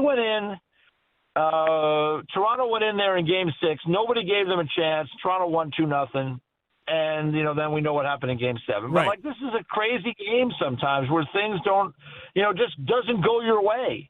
And so, when I look at it at the start of the series, we probably talked about it. I don't think it's a great matchup for Carolina. I think Florida's probably the best team in the East, maybe the best team in the league. Yeah. They're hard to beat. They know how to – and the other thing is they know how to win now. They've won the Cup. They've been to 2 consecutive finals. They likely are going to go to a third. It's just not easy to beat them. So we'll see what happens in Game 3. Carolina's a little dinged up. But I just think, generally speaking, some teams are just better than you. Right. And I think Florida's just better than them. And I agree with that. And I think the issue is that Florida and Carolina play, maybe not identically, but they play similar ways. And Florida plays that way with bigger, meaner, and in many ways better players. I did this little exercise. We can go through this real quick. If I put all EJ Hradek from NHL Network, my best friend is now joining us here on the Adam Gold Show. If you put all of the available forwards for the 2 teams on the table, wrote all their names on an individual card, and we had a draft, how many players would we pick from Florida before we got to, let's just say, Sebastian Aho?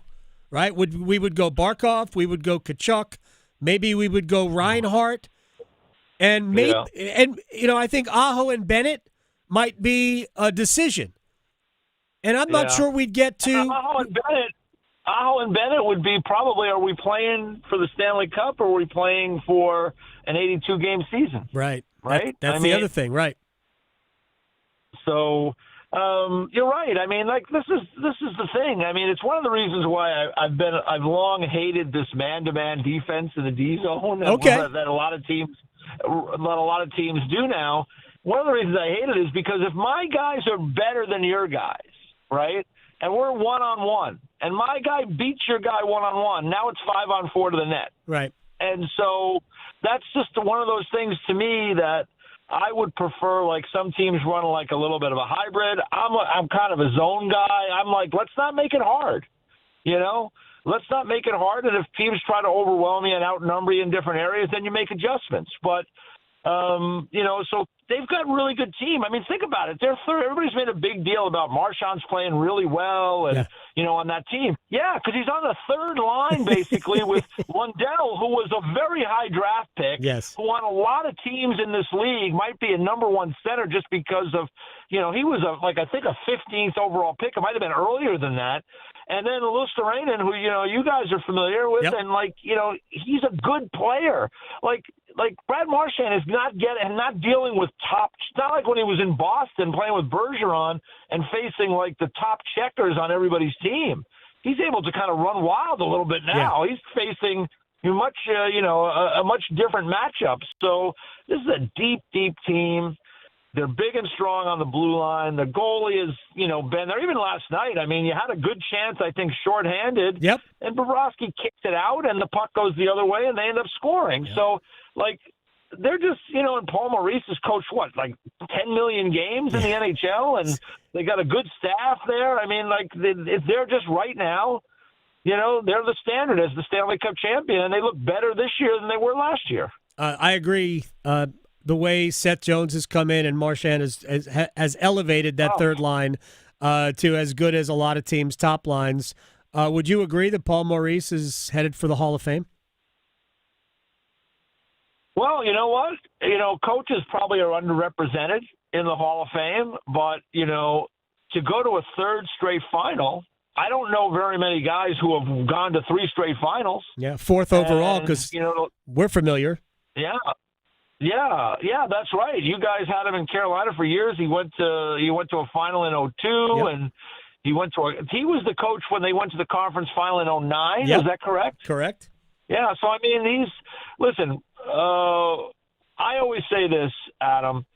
You know, players, like, you get on the right bus, you're a good coach. You know, if you would switch Roddy Brind'Amour and Paul Maurice right now, and Paul's not to say that he hasn't done a wonderful job with Florida, I think Roddy would be just fine. Yeah. Coaching the Florida Panthers. Agreed. You know, but Paul has had years of experience, and he's been, like, is there a situation behind the bench that Paul Maurice hasn't dealt with? No, zero. And I think the other thing too is that it reminded me a little bit of when Joe Torre showed up with the Yankees. It was just the right fit. Like, at the time, everybody was like, Joe Torre, why are they hiring Joe Torre? And it ended up being a great fit. And Paul Maurice, like, he left Winnipeg, and, like, he had been there a while, and he had coached in Carolina twice and Toronto and, you know, other places. And, like, he had never won. And it's like, well, you know, is that the guy? But it was the perfect fit at the perfect time. And he is, I just think, in my little bit of time around him over the last couple of years, he just looks like a guy that is so comfortable in his own skin right now. Yeah. And he's got great players to work with. I just think it's been a great fit for him. So I'm really happy for him because he is one of those guys. He's a hockey guy through and through. And, you know, he's great. Obviously, he's been really helpful with those of us in the media with just being open, and he's funny. He is funny. Of course, it's easy to be funny. It's easy to be funny when you're winning. So, true. You know, Mo's got one of the greatest, driest senses of humor you'll ever find. So that's right. And you were around him, you know, like 20 years ago. So, like, you know that he's probably the same guy in a lot of ways. No, he is. I have nothing but good memories of covering Paul Maurice. I mean, I didn't spend a lot of time with him outside. I did actually bump into him at the U.S. Open in 2005 at Pinehurst. Okay. He and Jim Rutherford were walking around, and they've always been close. Maurice had already left Carolina because it was the summer that Peter Laviolette had already taken over. But I ran into Rutherford and Mo at a U.S. Open and spent, I don't know, about 20 minutes with them. And Paul was super fun to be around. They were just having a good time. And then I let them go do their thing. But real quick about the game tomorrow. Now, Carolina can make all sorts of lineup changes. I just don't know that there's, other than getting a bounce or playing a game that really emphasizes we're making no mistakes today, because they gave Florida the momentum in game one with some mistakes, and because Carolina was controlling the game until the Aho retaliation penalty. And then game two, they were, even though that was a bad call, doesn't matter, don't retaliate. Then in game two, the turnover that leads to the first goal. I mean, if Carolina can play what amounts to a perfect game and maybe get the first goal, I just don't know how they attack Florida and be so careful that you don't really play your game, which is high intensity. Yeah, I think it really just has to come down to shift hockey, like not really thinking much beyond the shift in front of you as a player. I think, it's interesting with Florida, they just pressure you so much. And, another thing, Adam, is they are really confident playing the Carolina Hurricanes. Yes. I mean, you can see that in the way they play them. I mean, it just oozes that they're just really confident about the way that they match up. But I just think that you've got to try to just play shift-to-shift hockey. I like trying to stretch Florida out a little bit, because when they try to close that ice down, like that first goal, like I think Svechnikov was kind of on the boards there, standing still, waiting for that play. I just don't think that's the way you can play Florida. They're just on their toes, over the puck. They're pressuring you. I just think you got to force those D off the blue line. Get those forwards, moving high, make those defensemen make decisions, create some space on the ice, flip the puck out, flip it up in the air, create foot. I mean, I think that's the way you have to play the Florida Panthers, because when you got guys, when your wingers are on the wall like that, stationary, the D is coming down hard. I mean, like they eat up time and space in those situations. They create chaos. They create loose pucks.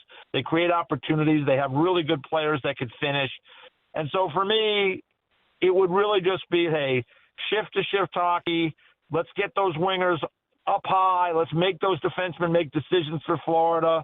And we get the puck to center. Let's get it in. That's kind of what Carolina does anyway. Yeah. Look for those long tip plays to create the puck. And then you got to try to get guys on their D. I mean, that's the other thing, is like Florida's been able to get out of the zone relatively easy in these games. And, that's another part of the problem. Like Carolina scores when they get, pressure on the forecheck, and they get the puck going low to high and across and a one-timer at the net. And, that's how, when they're playing well, that's what it looks like to me. So, it's a challenge. Florida really feels good and comfortable in this matchup.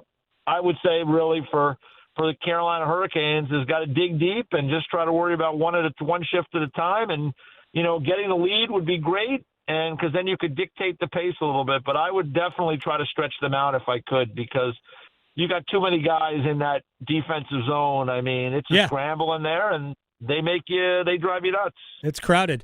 And Rod said last night, he said, well, we just got to win a period. Forget about a game. Just got to win a period.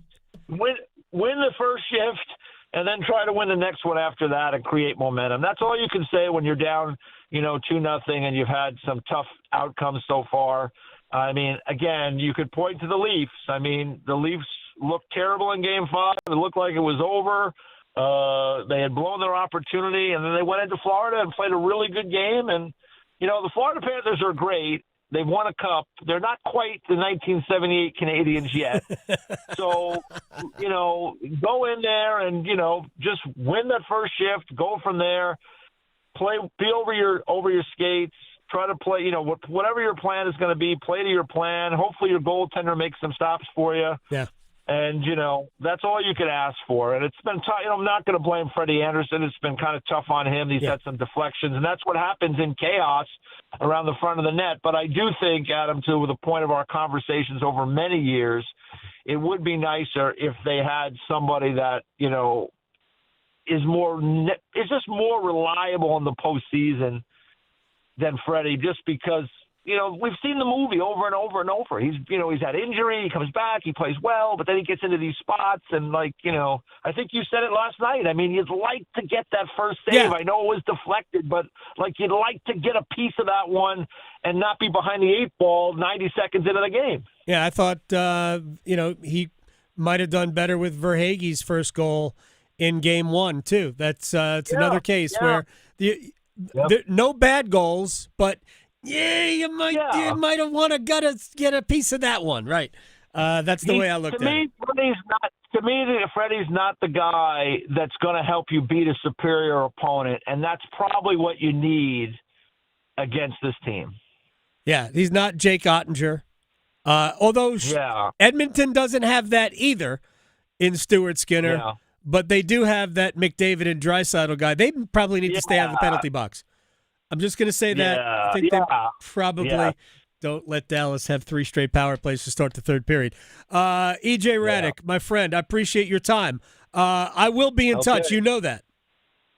All right. And listen, I'm always here for you, and I'll be looking forward to Kane's Corner after Game 3. Thank you very much, sir. I appreciate that. All right, my friend. What a ringing endorsement. I'm so excited. Oh, man, I don't even know what to do. I had no idea how to react to that. We're going to take a break. We're going to stretch, and we are going to place bets next. Making more sports sense than social media trolls. The Adam Gold Show on the North Carolina Sports Network. Adam Gold here from my friends at FanDuel, America's #1 sports book, down to the Final Four in the NBA. Can Indiana break through? Unlike last year. Can Minnesota break through? Unlike last year. Only one place to enhance your NBA conference final viewing. FanDuel, America's #1 sports book. New customers, $200 to you in bonus bets, guaranteed when you place your first $5 wager. Doesn't even matter if you win it. FanDuel.com/AGS. FanDuel.com/AGS. Join today. Make every moment more with FanDuel, official sports betting partner of the NBA. 21 and over and present in North Carolina. First online real money wager only. $5 first deposit required. Bonuses issued as non-withdrawable bonus bets, which expire 7 days after receipt. Restrictions apply. See terms at sportsbook.fanduel.com. Gambling problem? Call 877-718-5543 or visit morethanagame.nc.gov. At North Carolina Farm Bureau Insurance, you're more than a policy, you're family. With offices in every county, we're close by when it matters most. Our local agents customize coverage to fit your life. And our award-winning claims team delivers fast, quality repairs. It's no surprise Forbes ranked us the #1 auto insurer in America. North Carolina Farm Bureau Insurance. Helping you is what we do best. It's not about the cars, the speed, the action. It's not about the party or the long weekend. It's about them, the ones that gave everything. This Memorial Day weekend, we honor the fallen at America's Home for Racing. The 66th running of the Coca-Cola 600.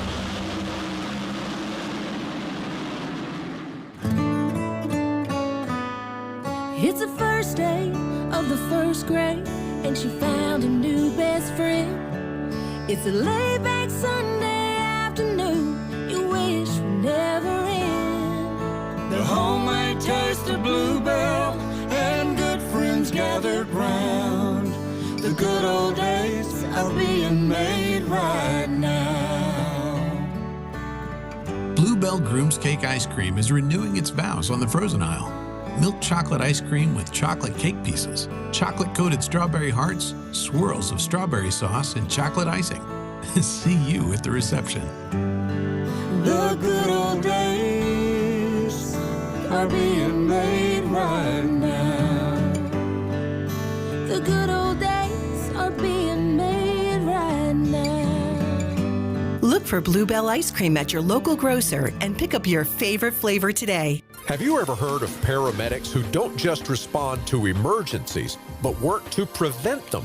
The North Carolina Healthcare Association invites you to listen to this month's podcast, Conversations on the State of Healthcare. Cape Fear Valley Health's Community Paramedic Program is a groundbreaking initiative where paramedics aren't just transporting patients, they're building bridges to better care, right from the patient's living room. Here's Cape Fear's Alinda Bailey. We're not just asking, what's your medical emergency? We're asking, do you have problems obtaining your medicines? Can you get to your appointments? Are you safe? Are you supported? We try to identify not only the medical needs, the mental health needs, but also the social determinants that play a factor in the care of our patients and clients. Join our latest Conversations on the State of Healthcare wherever you listen to your favorite podcast. And learn more by visiting nchealthcare.org. This is Adam Gold. 80-second mark, I scream in the booth. I screamed in the booth. Why the heck is he still on the ice? Did you say it in Finnish? I should have. Yes. No, he wouldn't. He curses in English. He does. All right, 2 seconds later, he scored. Yes. And I went, oh, that's why. That's what. The Adam Gold Show.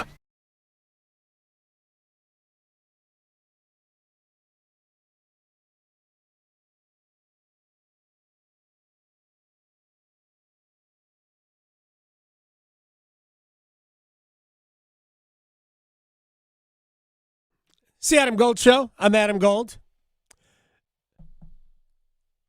Victoria was on press row last night. What time did you finally end the day? Oh, man. I think I got home around midnight, potentially. I don't know. It was so late, and I was so tired, and they closed off the exit that I needed to get home. Oh, really? There's like, hate that. You know how leaving the arena, sometimes they'll like shut off certain exits, and so you're kind of forced to take a different route. Okay. And like, they closed the Wake Forest exit that I needed to go. And so I'm like using my GPS, going through neighborhoods. Oh, really? And I was like, I'm so tired. I'm so frustrated after that game. This is ridiculous. I never, there's nobody ever there when I leave. Yeah. Well, there wasn't a lot of people out there, but there were some. Oh, so. Pat Welter is actually going to join us later, right? Yes. Pat Welter was loitering in the parking lot when I know. Chris Lee, Pat, and I were just chatting for about 15 minutes before I left. See, and that was the theme for yesterday, because unfortunately after that game, a lot of people on my way out, it felt like that might be the last time we could potentially see some of the people we've been seeing in the arena. So a lot of people were saying, have a good summer. Oh, man, I hate that. And I I'm hate like, the finality of it. I know. And I don't want that. So every time I'm just like, no, we'll see you on Wednesday, hopefully. Yes, exactly. With my fingers crossed. Are we ready to stretch? Oh, yeah. A lot of stretching after that game yesterday. Well, if you are having any plans of going maybe out of town this weekend, you've probably already made your plans, whether it be a hotel or Airbnb, but Airbnb is locking down on these parties. So it's not just for Memorial Day weekend, but also the 4th of July. If you are trying to go to someone's house or Airbnb establishment and trash it, they are here to stop it completely. So they have an anti-party technology that they've had for 4 years, apparently. I didn't realize this was a thing. But they have like a whole algorithm that if you are trying to make an appointment or schedule, lock down an Airbnb, right, and it looks a little suspicious, they're going to shut it down. So it's a range of factors, including the property type that you are trying to rent, how long you're staying, how far away you live from said place, and whether you're booking it Florida and California. Yeah, the three biggest ones. Exactly. So. Yeah, the three biggest ones. Exactly. So, and party states, apparently. So keep that in mind. Yeah, that's true. If you're going in with ill intentions at people's Airbnbs, because they will shut you down. They're looking out for it. Yeah, they will shut you down. They're on to you. Exactly. They know your scheme. So another thing that you should also be looking out for is your sunscreen. Now, I used a lot of this in Florida. Still didn't help me completely, but there is better sunscreen out there than others because supposedly certain sunscreens don't even work that well. Only about 25% on a scale. What? So what they're saying is the Environmental Working Group did a study, and they came out with a new report. I'm not going to give you the whole. We still have an environmental working group? Apparently so. All right. That's what they did. So I will spare you this whole article. The gist of it says that there is a difference between mineral-based and chemical-based sunblocks. Spray versus the cream stuff, the old school ones that you have to rub in yourself versus the spray cans. You should use the cream, right? Yes, exactly. Yeah. That is the one that you should be using because the spray one is basically ineffective. Yeah. So it's a scam. That might seem like common just sense rub to people. it in. Right, just take the time. Exactly. So just you should go old school. Remember back in the day with the sunscreens where they used to have the colored ones for kids? Yes. Where it was like blue or purple and you'd have to, make sure you rub it in completely. Yeah. So they're saying that the chemical ones can actually be really bad and seep into your skin and last for like a week. Up to a few days to a week if you use the spray kind. Okay. So not only are you not going to be protected, get a sunburn, but you might also get some chemicals too, which chemicals are in everything. Not good. So not great, Bob. So yeah, just be careful while you're out there Memorial Day weekend. I know some pools are probably opening up. The former lifeguard in me is having some PTS lifeguard-y.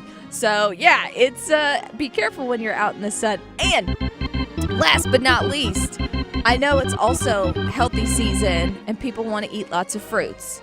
If you're making a smoothie, they say don't do what Will Levis will do, eat a banana with the peel, but also just don't put a banana in your smoothie. Why? I know. I was shocked because most smoothies have bananas in them. They say, in a nutshell, the chemical that's in a banana that makes it go brown. Okay. That takes away the antioxidants from like berries. A lot of the antioxidants from berries. So they suggest to eat the banana on the side, keep the berries in there, and don't put it in your smoothie together. Well, but if it all goes to the same place, I don't get it. You shouldn't just say don't eat the banana. Right, exactly. Apparently, this enzyme in the banana takes it out of your bloodstream before you even get the benefits. It does. From the blueberry. It takes it completely out. I had no idea. So yeah, I know. Health nuts out there are like, what? This makes no sense. But that's what they say. I don't know. People who went to school for it said it. I don't know if they went to school for this, but they're about to get some good bets. Hope not. Place your bets. I bet you slice into the woods $100. Gambling is illegal at Bushwood, sir, and I never slide. Okay, you can owe me. I owe you one. Canes didn't win in overtime, right? They did not. Are you sure? I think so. I had the Thunder -7, but I had over 217. Did that hit? I really don't remember. It's a good question because I was all hockey yesterday. I also know Taylor Hall did not score an anytime goal. Nobody did. So I did not get that one. We had an almost anytime goal. That's the best thing we could do. The Hurricanes almost scored a goal. Exactly. Oh, I did. Never mind. No, it was, I didn't get any good. I didn't get anything. Yeah, 221. So, my Thunder parlay would have hit. Yes. Yay! Something. Yay, Friday. Well, I'm hoping that this one hits because my Cubbies are in Cincinnati taking on the Reds right now, and I'm making this bet just because I want the Cubs to win. So give me the Cubs to win. I'll take the over 8.5. That's plus 230. All right, we're going to start with 2 hockey future. Actually, no, we'll start with the game tonight. Dallas-Edmonton. Mm-hmm. Look, I think Dallas is probably going to take a 2-0 series lead, but that was a weird game. Yeah. Edmonton was probably better than Dallas until they started giving too many power plays up. Till the third period. But here's what I don't get. I've watched the playoffs. Mikael Granlund can't possibly be plus 390 for an anytime goal. Right. All day long. Right. Mikael Granlund. Plus 390. Yeah. Anytime. I think he's got like 40 goals. Oh, there you go. Hey, maybe he'll have 35 today. You never know. Well, I'm actually doing one from that game as well. Oilers They should have won that game. They just didn't show up for the third period and let the Stars score 6 goals. So maybe they'll come back for the rebound. And I'm going to take the Oilers in the over 6.5. That's plus 255. All right. Now I'll give you 2 NHL futures. One is potential Conn Smythe. Sam Bennett is plus 1,600. Oh. Sam Bennett has been a goal-scoring machine. Yeah. Plus 1,600. Is he the likeliest choice from Florida? No, that'll probably be Sergei Bobrovsky, but plus 1,600. Why not? Yeah. Even if you throw a buck. And to win this series, Carolina is now plus 590. Oh, wow. Yeah. Huh. Well, look Maybe. at that. Turn the tide. Well, speaking of Carolina, my last one is the Hurricanes and Panthers in Game 3. They're an underdog. We're not used to seeing the Canes as an underdog. Plus money, yeah. And they've got to win this one, I think. So give me the Canes to win just outright plus 125. All right, one more. And you know me, I'm a big soccer fan now. Yes. So Chelsea is at Nottingham Forest at the City Grounds. Forest they just got promoted from the championship, I think 3 years ago, and they have a chance to finish in a European position. But they need to win. A draw doesn't do them any good. Chelsea is unfortunately better than Nottingham Forest. Let's go draw in that match, which will be good enough to get Forest in one of the other European competition, but not Champions League, unfortunately for them. A Chelsea-Forest draw at the City Grounds. Book it. Questioning goalie interference calls since day one. The Adam Gold Show on the North Carolina Sports Network.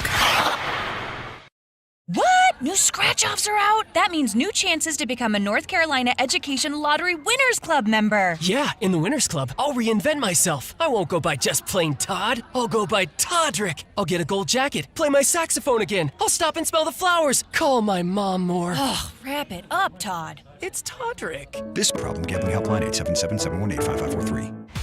If Heineken Silver was a 60-second radio ad, it'd tell you all the stuff you need to know in only 30 seconds to keep things light and refreshing.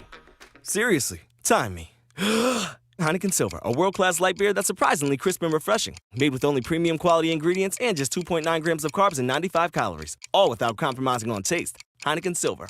Order now at Heineken.com/silver. Must be 21 and older to purchase. Enjoy Heineken responsibly. Whew. 30 seconds. That's it. Done. Peace. At Napa, we've spent the last 100 years building our business into an engine that powers yours. Whether you're big or small, national or local, Napa has the automotive solutions your business needs to stay moving.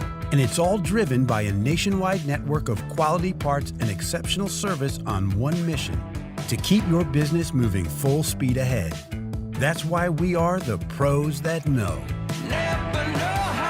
Hey, Green Gobbler here. So you've got a clogged drain in your bathroom. Water in the sink's overstaying its welcome.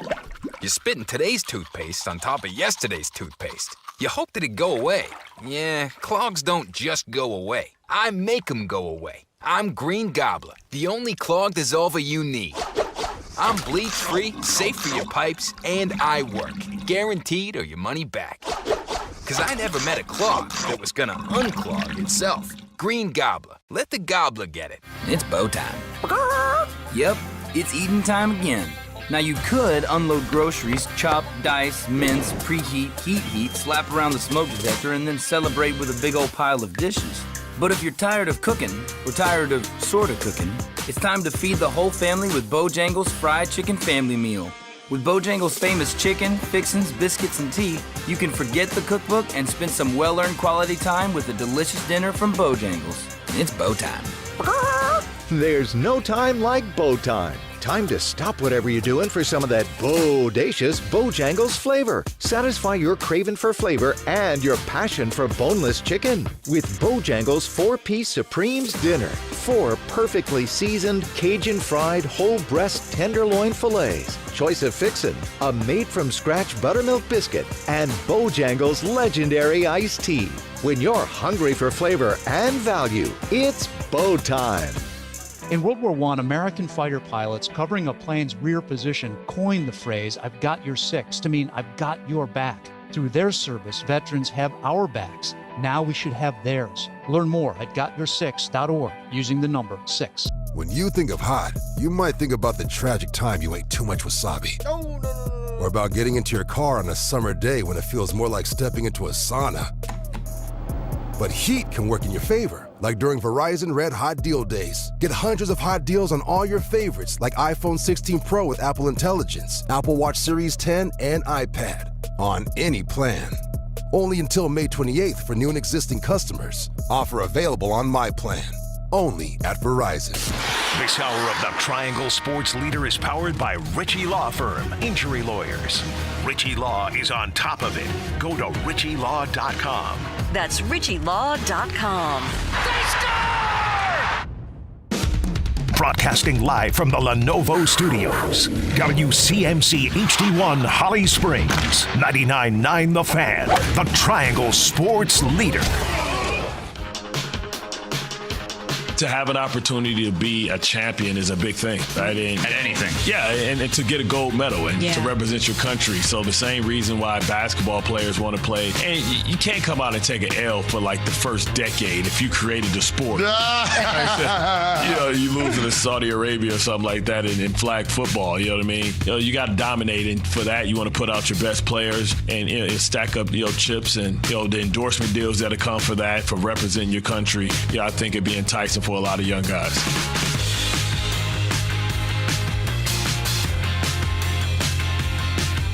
It's the Adam Gold Show. I am Adam Gold, Victoria on the ones and twos.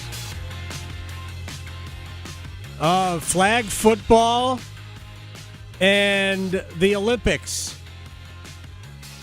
By the way, football will be as lucky as basketball in that their two sports won't have to shut down for their stars to participate in those Olympiads. Football will be part of the summer games, just like basketball is part of the summer game. Hockey, which has the exact same season as basketball, their Olympics are in the middle of their season in the winter games, which makes sense because, ice sport. But basketball is also a winter sport. They don't play. The NBA is done in the summer.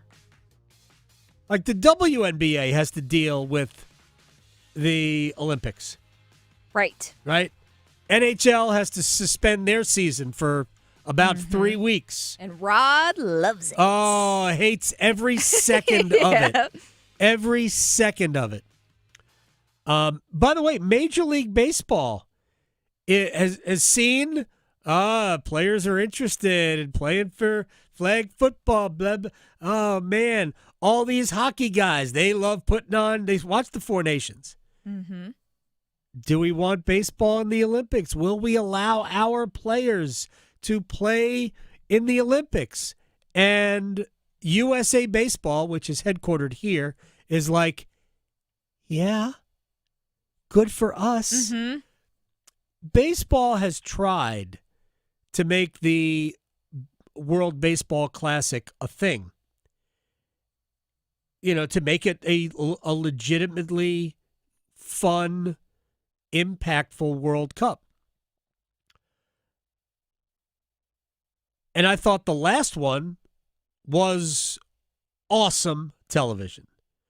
I think the next one is next year. I think it's in the spring of next year. What baseball should do, Major League Baseball, since they're basically putting this on, what they should do is, like Four Nations, it should be basically a time where they do it during the All-Star break in place of the All-Star game. Now, maybe you just have the Final Four at that period, and you have the all the preliminaries during spring training, which would be fine. But, man, wouldn't it be cool to see a World Cup? Now, I don't think we're going to see a lot of great teams you'll see teams, but you won't have a great Italian team. You won't have a great German team. You won't have a great British team or French. But, man, you're going to have some pretty good ball being played by, obviously, the United States, but Japan, Korea. The Asian countries are very good. Obviously, Mexico, the Caribbean, very good. Australia, the Netherlands, because you can use Aruba. Like, you're going to have an outstanding competition if it's broadened beyond 4. So, be interested to see how if Major League Baseball is finally willing to do it. I don't know if they are. All right, we have the Roundtable coming up in about 10 minutes. Let's do a wall of sound. The wall of sound is a function of this studio. There's no doubt about it. Everything has been hockey today, right? Everything has been. We've done what amounts to 2 hours of hockey, which has literally made my life easier today since last night ended so late. Actually, it ended today. Right. And today started too early. Right. So I appreciate the indulgence there. So let's just do a couple of other things in the wall of sound because we haven't talked about it at all. And the Oklahoma City Thunder took a 2-0 lead over Minnesota in best of 7 Western Conference Finals. But I'm not saying more importantly, but congratulations to Shai Gilgeous-Alexander on getting the MVP trophy. Yeah, it felt really good. I feel like my emotions were like so high that I was like a little bit like tired out there, especially to start. I was like a little too juiced up. But special moment. I'm happy we won so I can like really enjoy the last couple of days and soak it all up. That really helps. But shout out to the team. Played well again tonight. Heading to Minnesota up 2-0. Yep, they are going to Minnesota 2-0 ahead. Let's actually hear from Timberwolves head coach Chris Finch on what he said to the team as they head back home. Every minute in the series is a chance to find something. We're going to go back home. This is a good team at home. So we're going to go home and fight for Game 3. I mean, heads up and look at the tape and get ready for Game 3. All right, now 2 nights ago, as I was watching Dallas and Edmonton and then flipped to the Knicks and Pacers, the Knicks had a pretty sizable lead. When I first turned over to the game, it was kind of tight, but the Knicks were pulling away. And at one point, I think led by, it might have been like 14 or 15 points. With about 2.5 minutes left, the Knicks had an 11-point lead.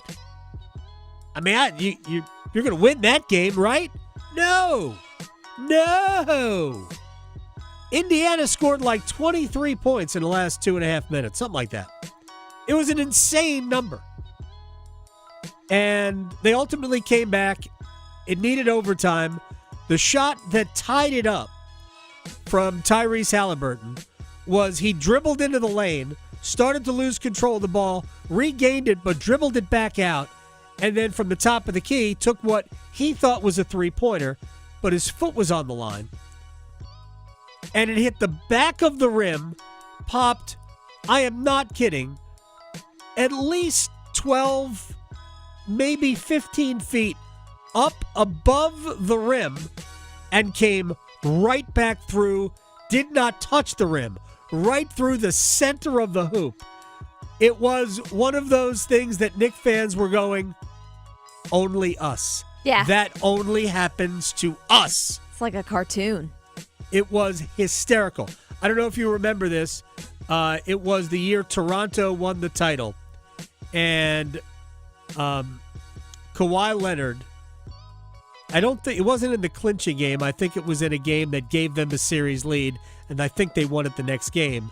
But he had a baseline shot that almost did basically the same thing except it bounced around a little bit before falling through. It was, how does that go in? Anyway, the game was on TNT the other night, and Charles Barkley, Shaq, Draymond Green was on set, Kenny Smith, and of course Ernie Johnson is there, and they're talking about just everything that went into that, but not about the game, but about the emotions and about how it kind of impacted them. Hey, Ernie, you always say we get to. Yeah, and we do. We get to do this for a living, and I just saw something I've never seen before. We're the luckiest dudes in the world. We get to do this for a living. That was incredible. Oh, and the storyline changed so dramatically because as I was thinking, okay, we're going to start the post-game show. We're going to be saying, okay, how about that time when Brunson had to go to the bench with 5 fouls, and what the Knicks do? They went on a 17-6 run without Jalen Brunson, and they cruised home by double digits, and that ain't what happened. That is not what happened. They did not cruise home by double digits. My curiosity tonight will be, how do the Knicks respond to that? When you get to this level, and this is where Edmonton, you don't get many opportunities to win a game. Edmonton's got to win a road game. Edmonton had a 3-1 lead and were dominating the game, and then all of a sudden it was gone, and they lost the game. It's hard to win on the road in the playoffs, in spite of what we're seeing from the Florida Panthers. Except that. It's hard to win on the road. It is. Edmonton, by the way, has done well on the road. Yeah. But it's still hard to do. You gave a game away. You can look at it two ways. You can look at it, we were the better team until that. Or you can say, man, we blew it. Mm-hmm. How do you react? Now, the Knicks are at home. They have now given up home court advantage to the Pacers. How will the Knicks react to blowing a game? Because they blew that one. Can't wait for that one. We'll be watching, I guess, listening on the drive up to D.C. later on today. Oh, boy. Yeah, we're going to leave a little bit later and miss the Richmond traffic. It's and wise. Probably still get the Washington traffic, because there's always Washington traffic, but we'll at least miss the Richmond traffic. We'll leave Maybe later. that'll give you an opportunity to nap. Yeah, that doesn't. All right. There'll just be an extra Celsius in today's There you go. Today's lunchbox. All right, we're going to take a break. When we come back, Pat Welter and Josh Graham in the Roundtable. There'll be a little bit of hockey. We have other stuff. We have college football. No joke. We have college football. We have local college basketball as well in the Roundtable. Next. Talking sports so you don't have to pretend to know stuff. The Adam Gold Show on the North Carolina Sports Network. Let's go! It's the Stanley Cup playoffs. Here's Svechnikov, 2 minutes remaining. Svechnikov puts up angle, he scores! Let's go, Canes! Hall all alone, in on Thompson. Hall scores! Go, Canes! Wide open, rebound, and what a save by Anderson! The Canes' road to the Stanley Cup runs through us. 99.9 The Fan, the Triangle Sports leader. Hey, it's Adam Gold from our friends at FanDuel, America's #1 sports book. Conference final action, Eastern style in the NBA. That means Pacers and Knicks pain in the forecast for New York. It can't be what happened the other night, right? Knicks had a big lead late and let it go away. They are 6-point favorites tonight. Big money line favorites, -260. That might be too much. I think I might like the Pacers. Little heart. FanDuel.com/AdamGold, and new customers get $200 in bonus bets guaranteed when you place your first $5 wager. FanDuel, make every moment more. 21 and over and present in North Carolina. First online real money wager only. $5 first deposit required. Bonuses issued as non-withdrawable bonus bets, which expire 7 days after receipt. Restrictions apply. See terms at sportsbook.fanduel.com. Gambling problem? Call 877-718-5543 or visit morethanagame.nc.gov. If you're 55 and up, T-Mobile has plans built just for you. 2 lines of unlimited for just $30 a line. That's a 45% savings compared to Verizon and AT&T. But don't just take our word for it. It's not just the savings that are great with our T-Mobile plan. There's all this value from all these other things that T-Mobile offers. T-Mobile has been such a savings for us. We love it. Switch today and get 2 free 5G phones like the Motorola Edge with Turbo Power charging that gives you power for the day in just 15 minutes. And customers 55 and up can get 2 lines of talk, text, and data for only $30 a line. Go to T-Mobile.com/55 to learn more. With 24 monthly bill credits and 2 new lines with autopay for well-qualified customers plus taxes, fees, and $35 per line connection charge. Credits end and balance due if you pay off early or cancel. Contact us plus $5 per line without autopay. Debit or bank account required. 45% off 2 lines versus AT&T Starter and Verizon Welcome. Plan benefits vary. See details at T-Mobile.com. Motorola Edge requires 68-watt charger. Charger sold separately. Actual performance will vary based on usage and configuration.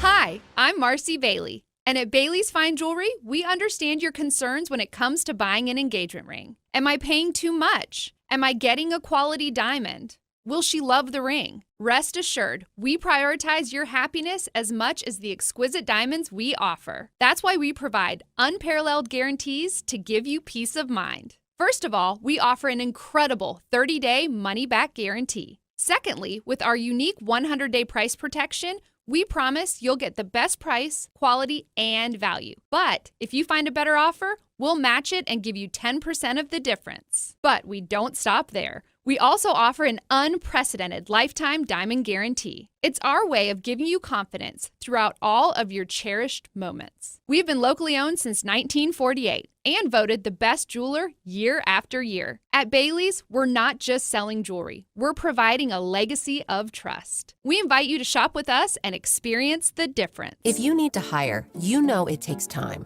Well, what if you could meet with qualified candidates the very next day? Now you can with Zip Intro from ZipRecruiter. You simply pick a time and it does all the work of finding and scheduling qualified candidates for you. Then you choose who you want to talk to and meet with great people on back-to-back video calls as soon as the next day. Try Zip Intro for free at ZipRecruiter.com/free. Zip Intro. Post jobs today. Talk to qualified candidates tomorrow.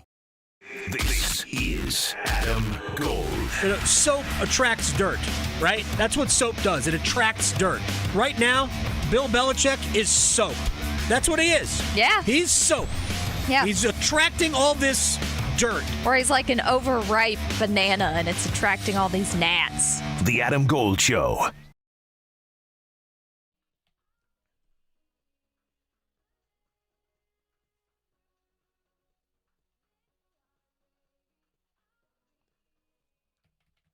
It's the Adam Gold Show. I am Adam Gold. Victoria's on the ones and twos.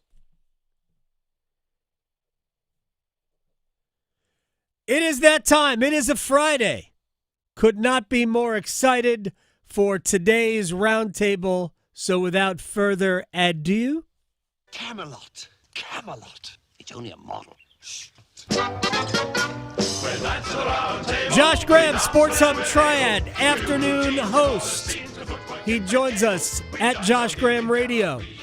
Pat Welter also joins us. WRAL TV5 Sports. Loiterer in parking lots after 1 o'clock in the morning. That's where we last spoke. How are you, Pat? Before I get to Josh, who I did not see last night. I'm not criticizing. I just did not see you last night. Pat, what time did you wake up? Yeah. It's one of those, like, you don't go to bed till like 3:30, but then, like, I don't know, you wake up early too because you went to bed so late, kind of the mornings, and then you're just still thinking about what the heck happened last night all day. So yeah, I'm like spinning, and you hear my voice. I'm a little bit sick too. So oh wow, yeah, we're all under it. You know, all the Canes are just taking it all out of us. They are. They need to put a little bit more back into us.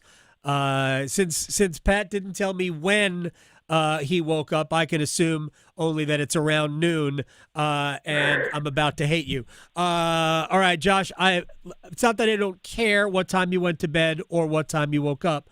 I'm sure it didn't compare with ours. All right, so let's dig in. Should we start with the Hurricanes? Josh, I'll give you the first salvo. I know you're paying attention to this series. You might have been at the ACC baseball tournament yesterday. I don't know.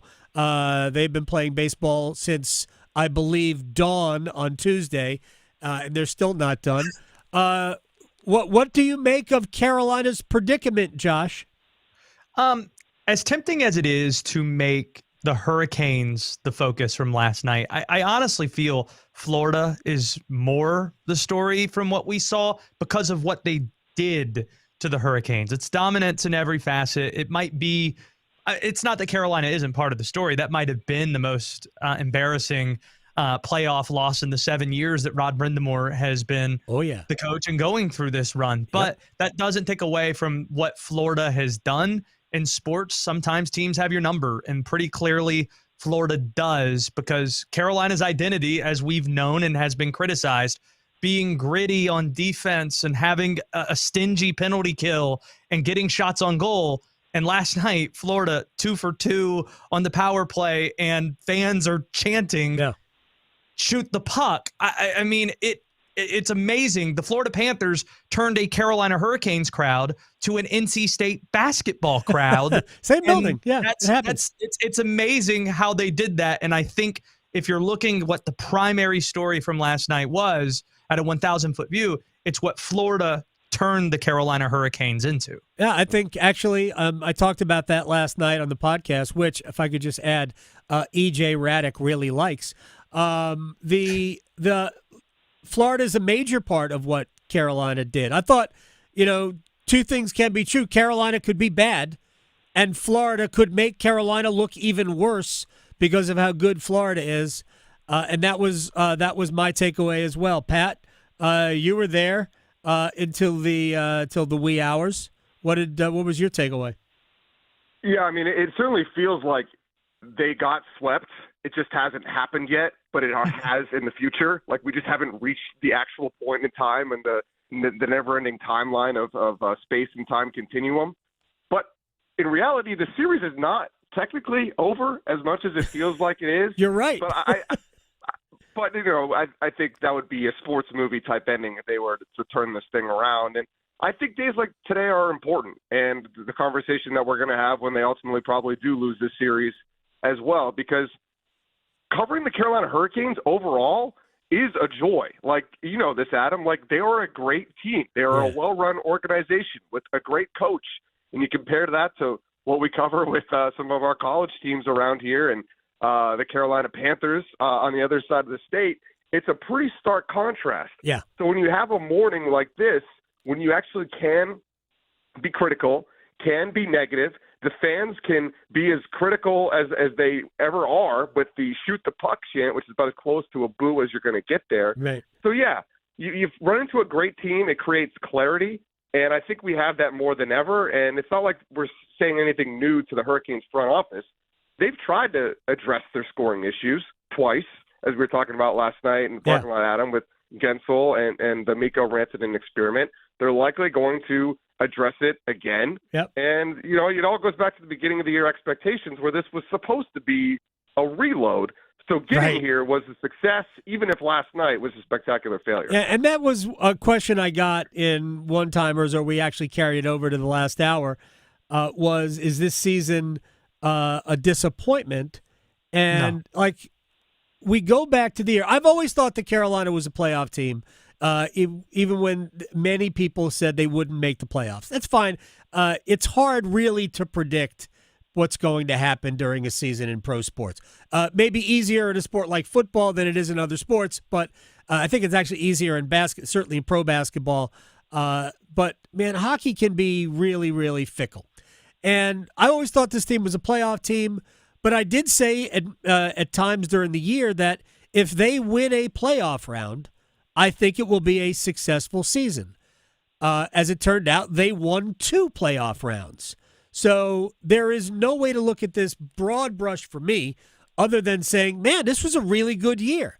The problem with that is that when you're always in the playoffs, and this appears to be where the Hurricanes hit their heads on the ceiling, it does become frustrating, and I will bring it to another sport. Josh, you will get this. Pat, you may as well, even though both of you are too young to remember these times. There was a time where Maryland under Gary Williams couldn't get to a Final Four. Yeah. Where they went to like 7 Sweet 16s in a 9-year span, as though that wasn't an accomplishment for a school like Maryland, which had not had that kind of postseason success on a consistent basis ever. But that's what they were doing, and fans were like, well, we're just never going to get to a Final Four. Then they did, obviously, but people were like, Gary's not the guy. Gary's not the guy. We're experiencing that now because there are some, and I think it's a minority, in the fan base that are going, maybe Rod's done enough. Maybe Rod's done all that he can. Let me go back to Pat. Thoughts? Yeah, like, I think this is like a tweak, right? Like, this isn't a complete rebuild. This isn't a, like, let's fire Rod Brind'Amour, let's get rid of Sebastian Aho. I mean, it's I think what the Hurricanes have done, right, and Adam, you know this better than everybody, is like their philosophy is like hockey is random to a certain extent, so let's put ourselves in a position to be in the mix every single year. That's how they feel about it, yeah.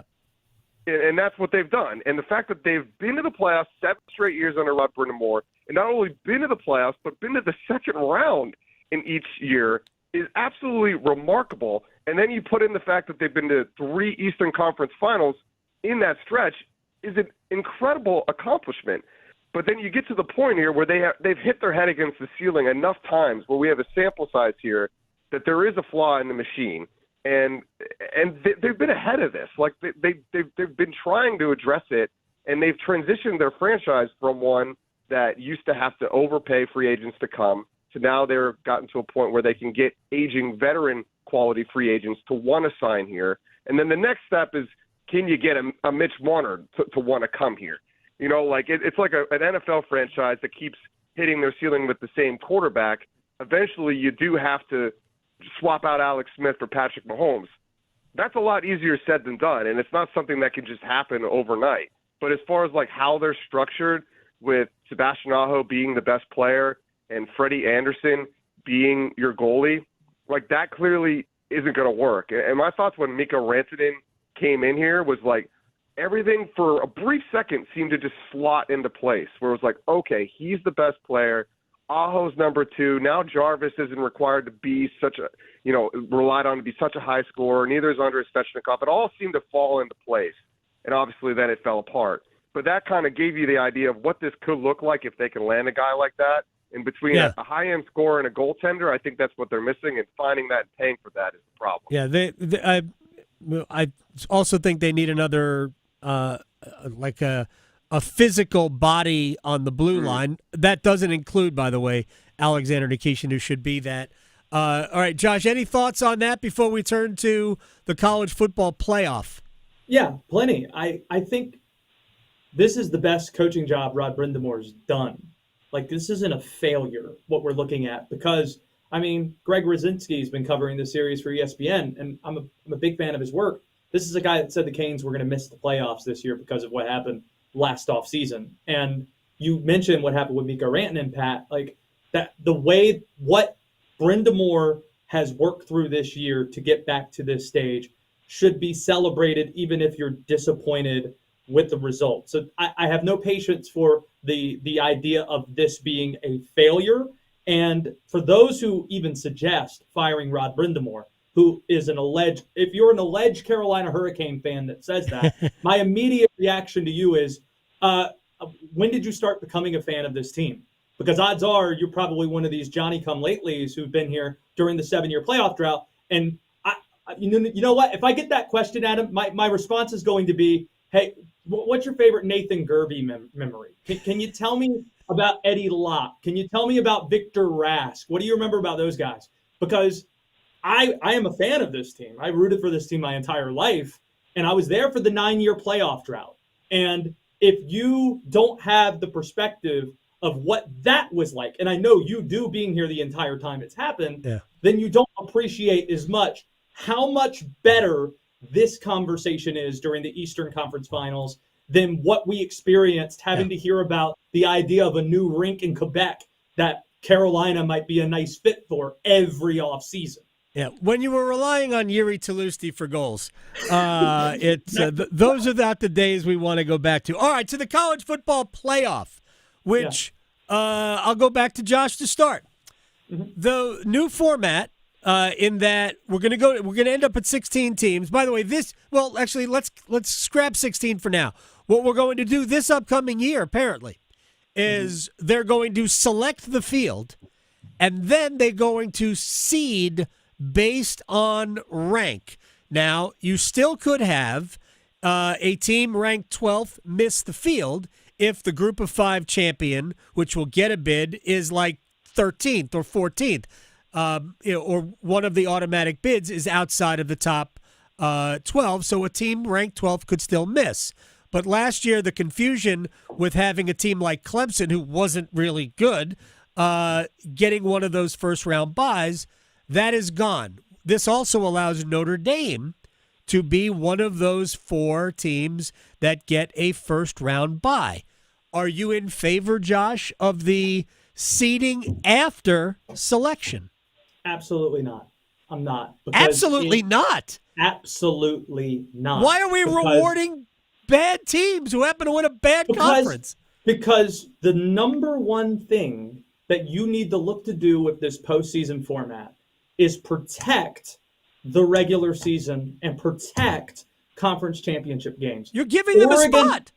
Oregon, well, no, hold 1 second. If Oregon gets the conference championship game as the number 1 seed and they're unbeaten, we already have the precedent that you're not going to be punished for losing conference championship games. What value do they have, win or lose, to win that conference championship game if they're already guaranteed pretty much that you're going to have a bye as a top 4 seed? This is the part that's disingenuous about the conversation, where some say, well, this is such a no-brainer that you do it this way, that you don't have any context, and I know you have it, for why they had the format this way in the first place. And the reason why you did it, the top 4 ranked conference champions get buys, is so that you value the conference championship games and you protect wanting, you add value to wanting to be in those games because it's only conference champs that get those 4 buys. That's the reason it exists. And also, the reason we expanded in the first place is because a large number of the sport wanted to put less emphasis on that committee and the power that they wield. You want to have automatic berth slotted in.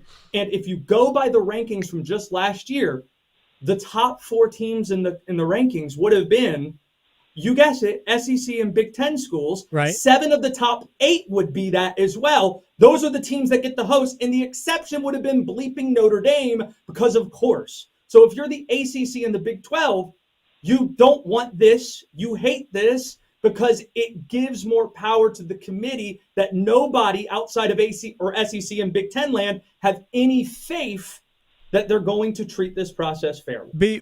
Before I tear that apart, Pat, do you have a comment? I mean, Josh is a radio professional, and that is a great contrarian take. So I'll give him credit there, but I mean, he is wrong. Agreed. Tell me why. Now, I will say I don't love the idea of how, like, every single time we get one – like, the playoff is so new that, like, we get one example of an egregious thing happening, like, say, Florida State not making it, which I still actually agree with. Right. You agreed that Florida State shouldn't have made it? I do. Okay. I do. We don't have to get all the way into that again. We're not, but that's cool. But just, that was one thing, right, the year before, and then this is this one, where you get Boise State and Arizona State in there, and it's like, these conferences, like, we're hiding under a rock if we're saying these conferences are still equal. And I know I'm in ACC country, but I'm not even talking about the ACC here. I put the ACC ahead of the Big 12 and the Mountain West, and those are the teams that got buys last year. And Josh listed off the top 8 teams, and it's like, yeah, those were the top 8 teams. Yes. I don't care that they necessarily came from Indiana the SEC. Indiana was? No, maybe not Indiana. Well, Indiana didn't host a game. Well, they would have if rule existed this past year. That's the point. So what? And here's the thing. Josh said you have to protect. Josh said you have to protect the regular season. Let's protect the postseason because this is a one-game sample playoff here, a single elimination tournament, and we're talking about giving buys in that tournament. Teams like Arizona and Boise State, like, get out of here.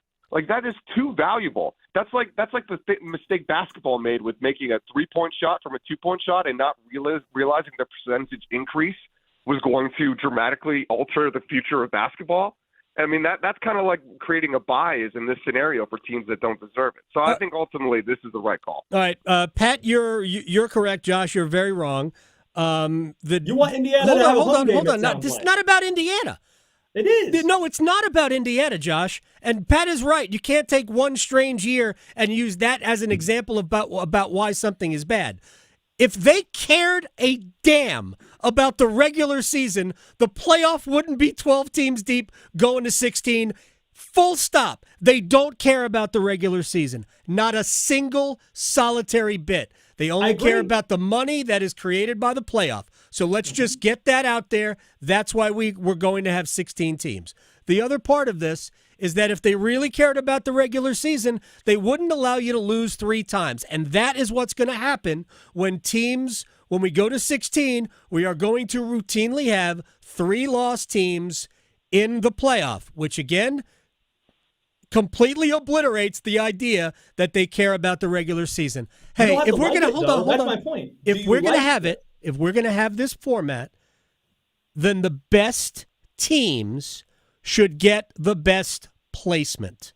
So I don't care who you are. I said this. I don't think we should have any automatic bids, but I will give credence to conference champions. I will allow you in, but I will give you no preferential treatment when you get in. The preferential treatment is you earned your spot. Now you get seated accordingly.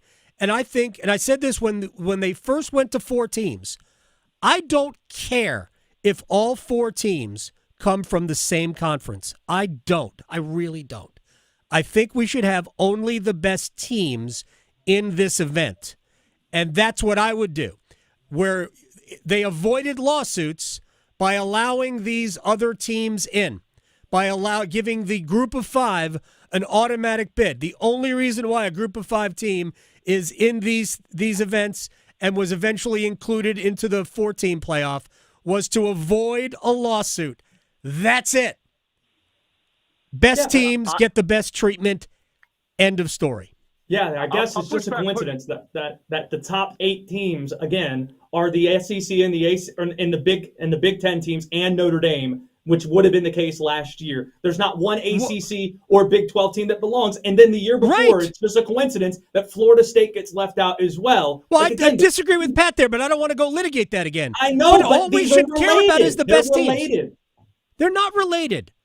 That if you have no faith that the committee is treating this fairly, a la Florida State, and Indiana getting a home playoff game, then giving them more power to decide who gets all the home playoff games and buys with no automatic berth and access is a problem. I'm not saying there's no automatic berth. We've already agreed. No automatic buys. Automatic buys. Why? I don't understand why you would reward a team that was 16th in the country and make a team whatever. I mean, you still got a home game out of it. Clemson had to go on the road the first game. That happened. They were the lowest seeded conference champion, not Boise State. They earned it. Right, but they still got a bye. They were still allowed. It got you more money. And by the way, just to show you that it's only about money, and we're going to end this here, that as part of the agreement to get the schools to agree to reseed after inclusion, it's not going to affect anybody's money. So Clemson, same scenario as last year. Clemson, while they wouldn't get a first-round bye, would have received the money that they got automatically for being in a quarterfinal. So, man, we should reseed. There's not enough spots. There's too many good football teams. Well, I shouldn't say that because there's not that many good football teams. But there's enough teams to fill out this field, even if it is a little watered down. But, hey, look, what Pat said, Josh, you're a radio professional. You made a very good albeit incorrect argument, but you sold it. And that's the only thing that matters in our and I line believe of work. it. Like you're suggesting I don't believe it. I do. I believe Oh, no, you've convinced yourself. You have to. Hey, guys, you want some good radio here? Ooh. Conspiracy. Notre Dame? I mean, we're going to put Notre Dame in here without a conference? Yeah, look, we're coming to a day of reckoning with this where I've said this for a long time, at some point the powers that be are going to force Notre Dame's hand. Either that or we're just waiting for the time where it doesn't really matter, where just all the best schools are playing each other, and that's it. That's one of two things is going to happen. Josh Graham, at Josh Graham Radio on Twitter. You have work to do in 22 minutes, if I'm not mistaken. Pat Welter, WRAL TV5. Appreciate both of you guys. That was outstanding.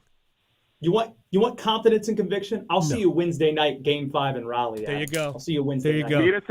Meet us in the parking lot, Josh. New team assemble. Deal. At 10 after 1. We'll see you there at 10 after 1. All right, gentlemen, we got to go. Victoria, that was fun. Now let's play commercials. Making more sports sense than social media trolls. The Adam Gold Show on the North Carolina Sports Network.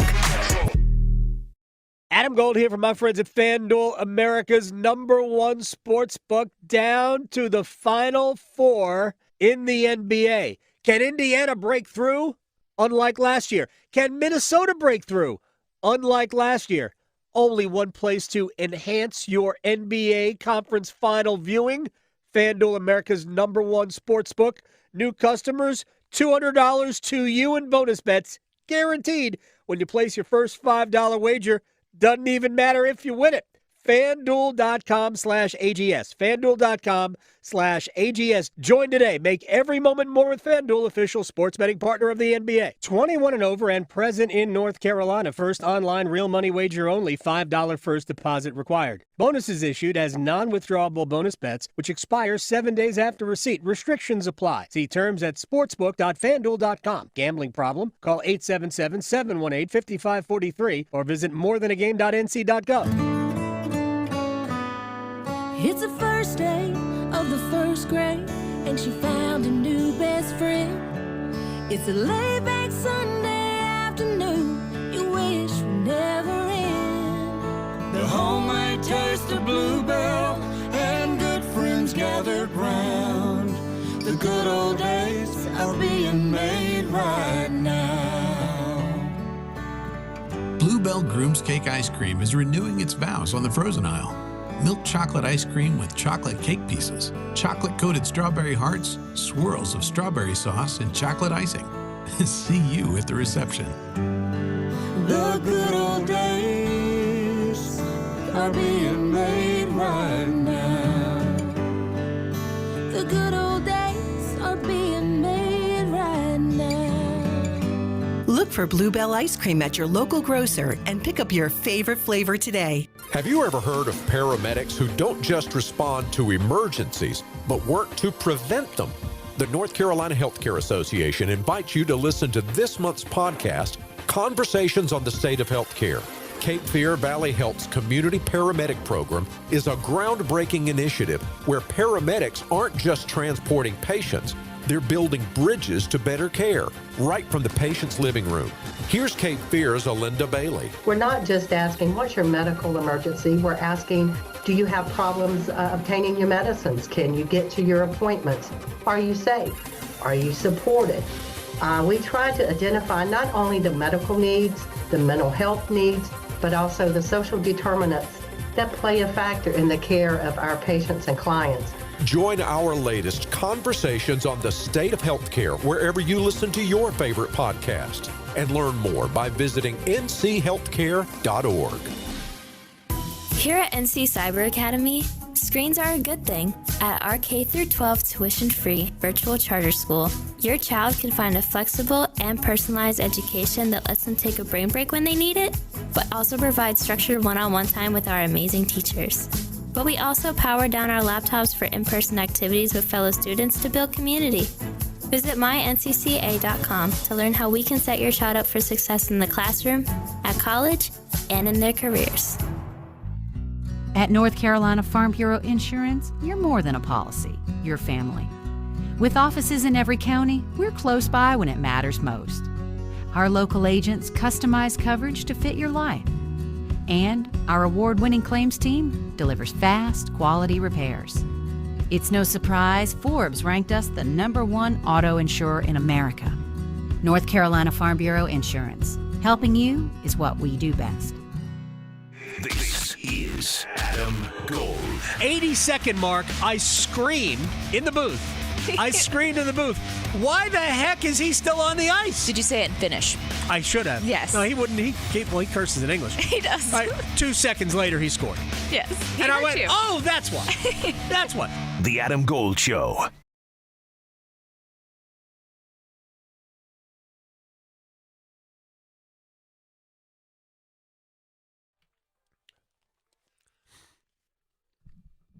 It's the Adam Gold Show. I'm Adam Gold. Victoria's on the ones and twos.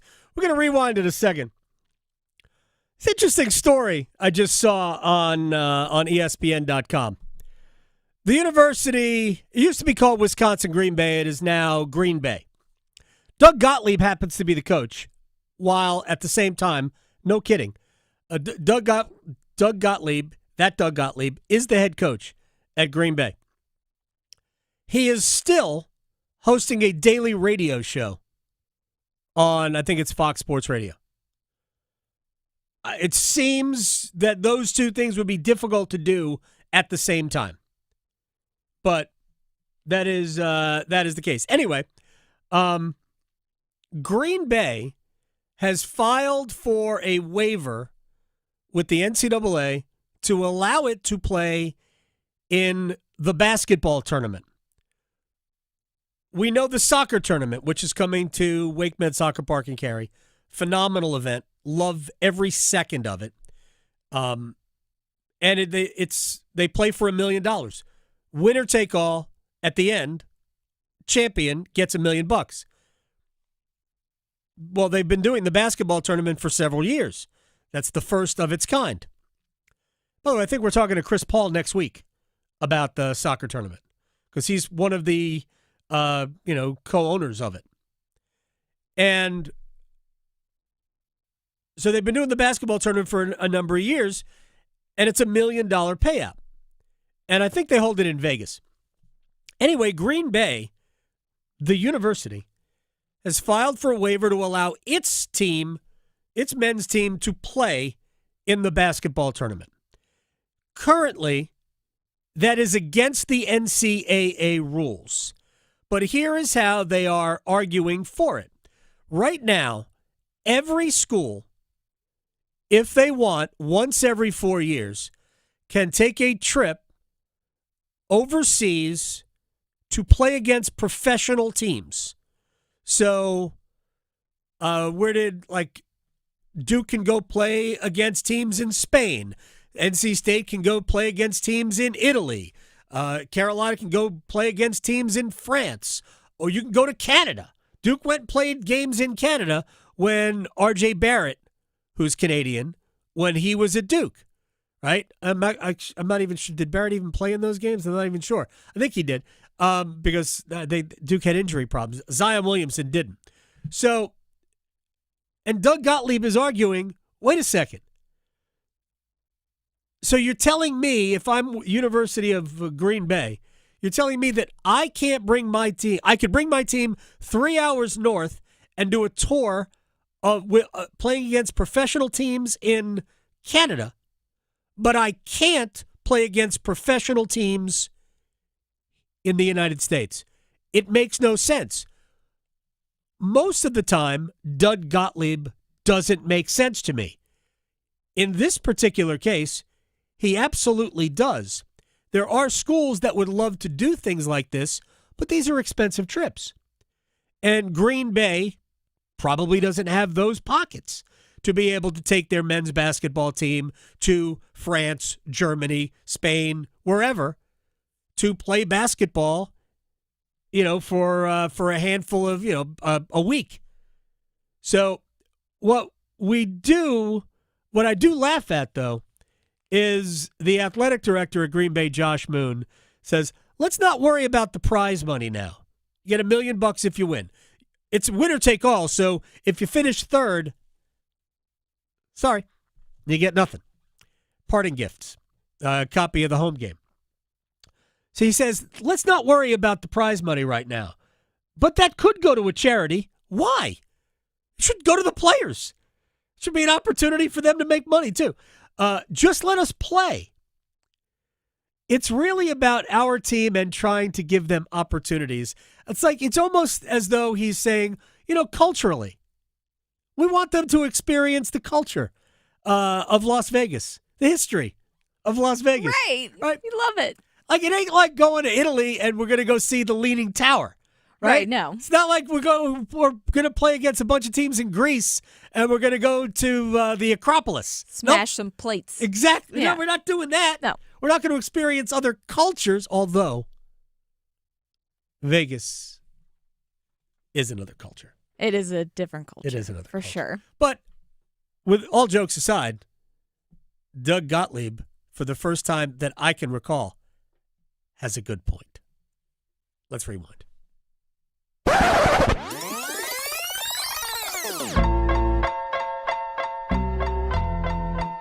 Did we get through this today? I know. On very little sleep. It's a Friday. Yeah.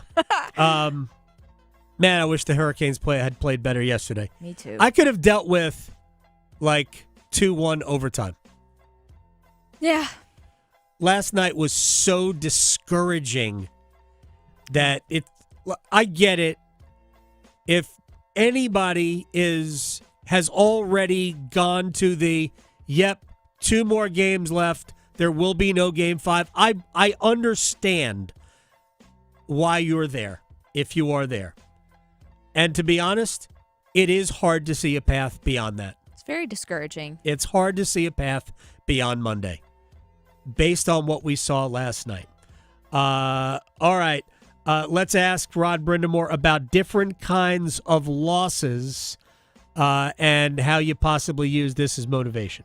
Well, I think it's that. I think, the tougher ones are the first game where maybe you were good enough and it wasn't, the score wasn't close. That's a little tougher one. But when you're as bad as we were last night, you got to own that. I mean, you gave yourself no chance to win that game. So we got to get back to a little more, I think, trusting what we do as opposed to worrying so much about what they're doing. Yeah, but what they do, and this is where I do think it's somewhat skewed. What Florida does and what Florida did, I think, had a lot to do with what Carolina didn't do. It wasn't an unforced series of events that led to the first goal. It just wasn't. Florida's super good at what they do, at what Carolina does, to be even more direct. All right, Rod was also asked if he saw anything maybe different or that stood out when he watched the game. No, I tell you, that's why they're good. You know what's coming, and they're all on the same page. And they're a very connected group, like how they move through all the zones, and we were a little disconnected last night. All right. 6 in a row now to the Panthers in this round. What's going through the locker room? Yeah, 2 years ago doesn't affect half this group. So I get it. I mean, it's a talking point, and I understand all that. But that has nothing to do with last night. Last night was just we were not playing the game we need to play to give ourselves even a chance. A rare moment where I disagree with the head coach. Here's why 2 years ago does impact the group. The core players, and there are 10 of them, went through it. The players who were most important to this team, that they are still here, went through it. They have not beaten Florida in 6 tries at this stage of the playoffs. It does matter. And here's another way it matters, and this shouldn't matter this way, but it does because human beings. When you are constantly reminded, I laugh at the 14 straight. Keep saying it. 14 straight, nah, miss me with that. 10 straight because of 09, nah, no continuity between that and this.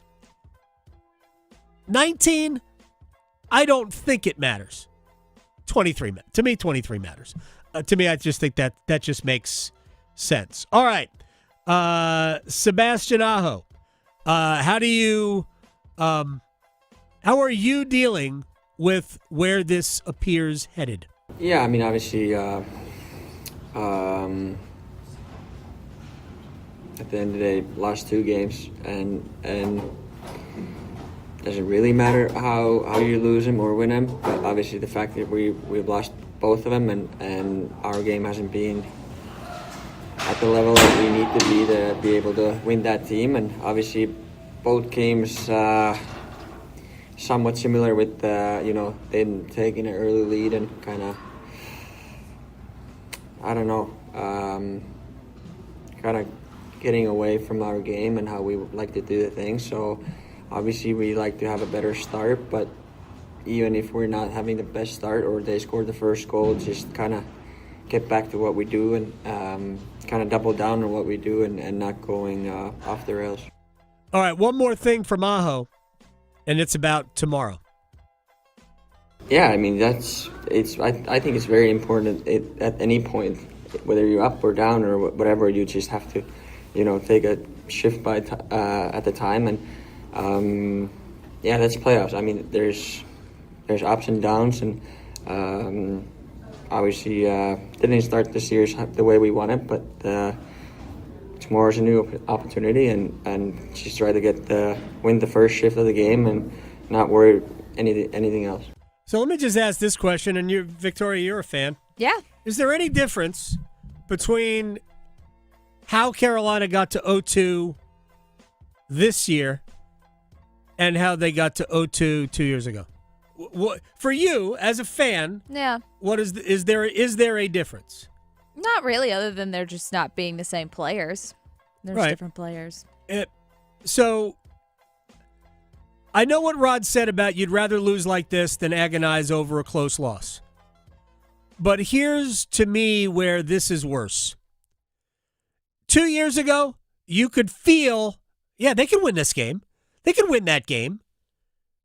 I think in the last 2, I haven't felt that. Got to be better. Thank you, Victoria. See everybody next week. Questioning goalie interference calls since day one. The Adam Gold Show on the North Carolina Sports Network. You've been to all those fancy driving range experiences, but you need closer to the real thing. Adam Gold here. What you need is X Golf in Cary. High-end simulator play. Food, drinks, fun, maybe even a date night, even serious competition. Buddy of mine plays in a league there, and he loves it. Memberships are available, all levels of player.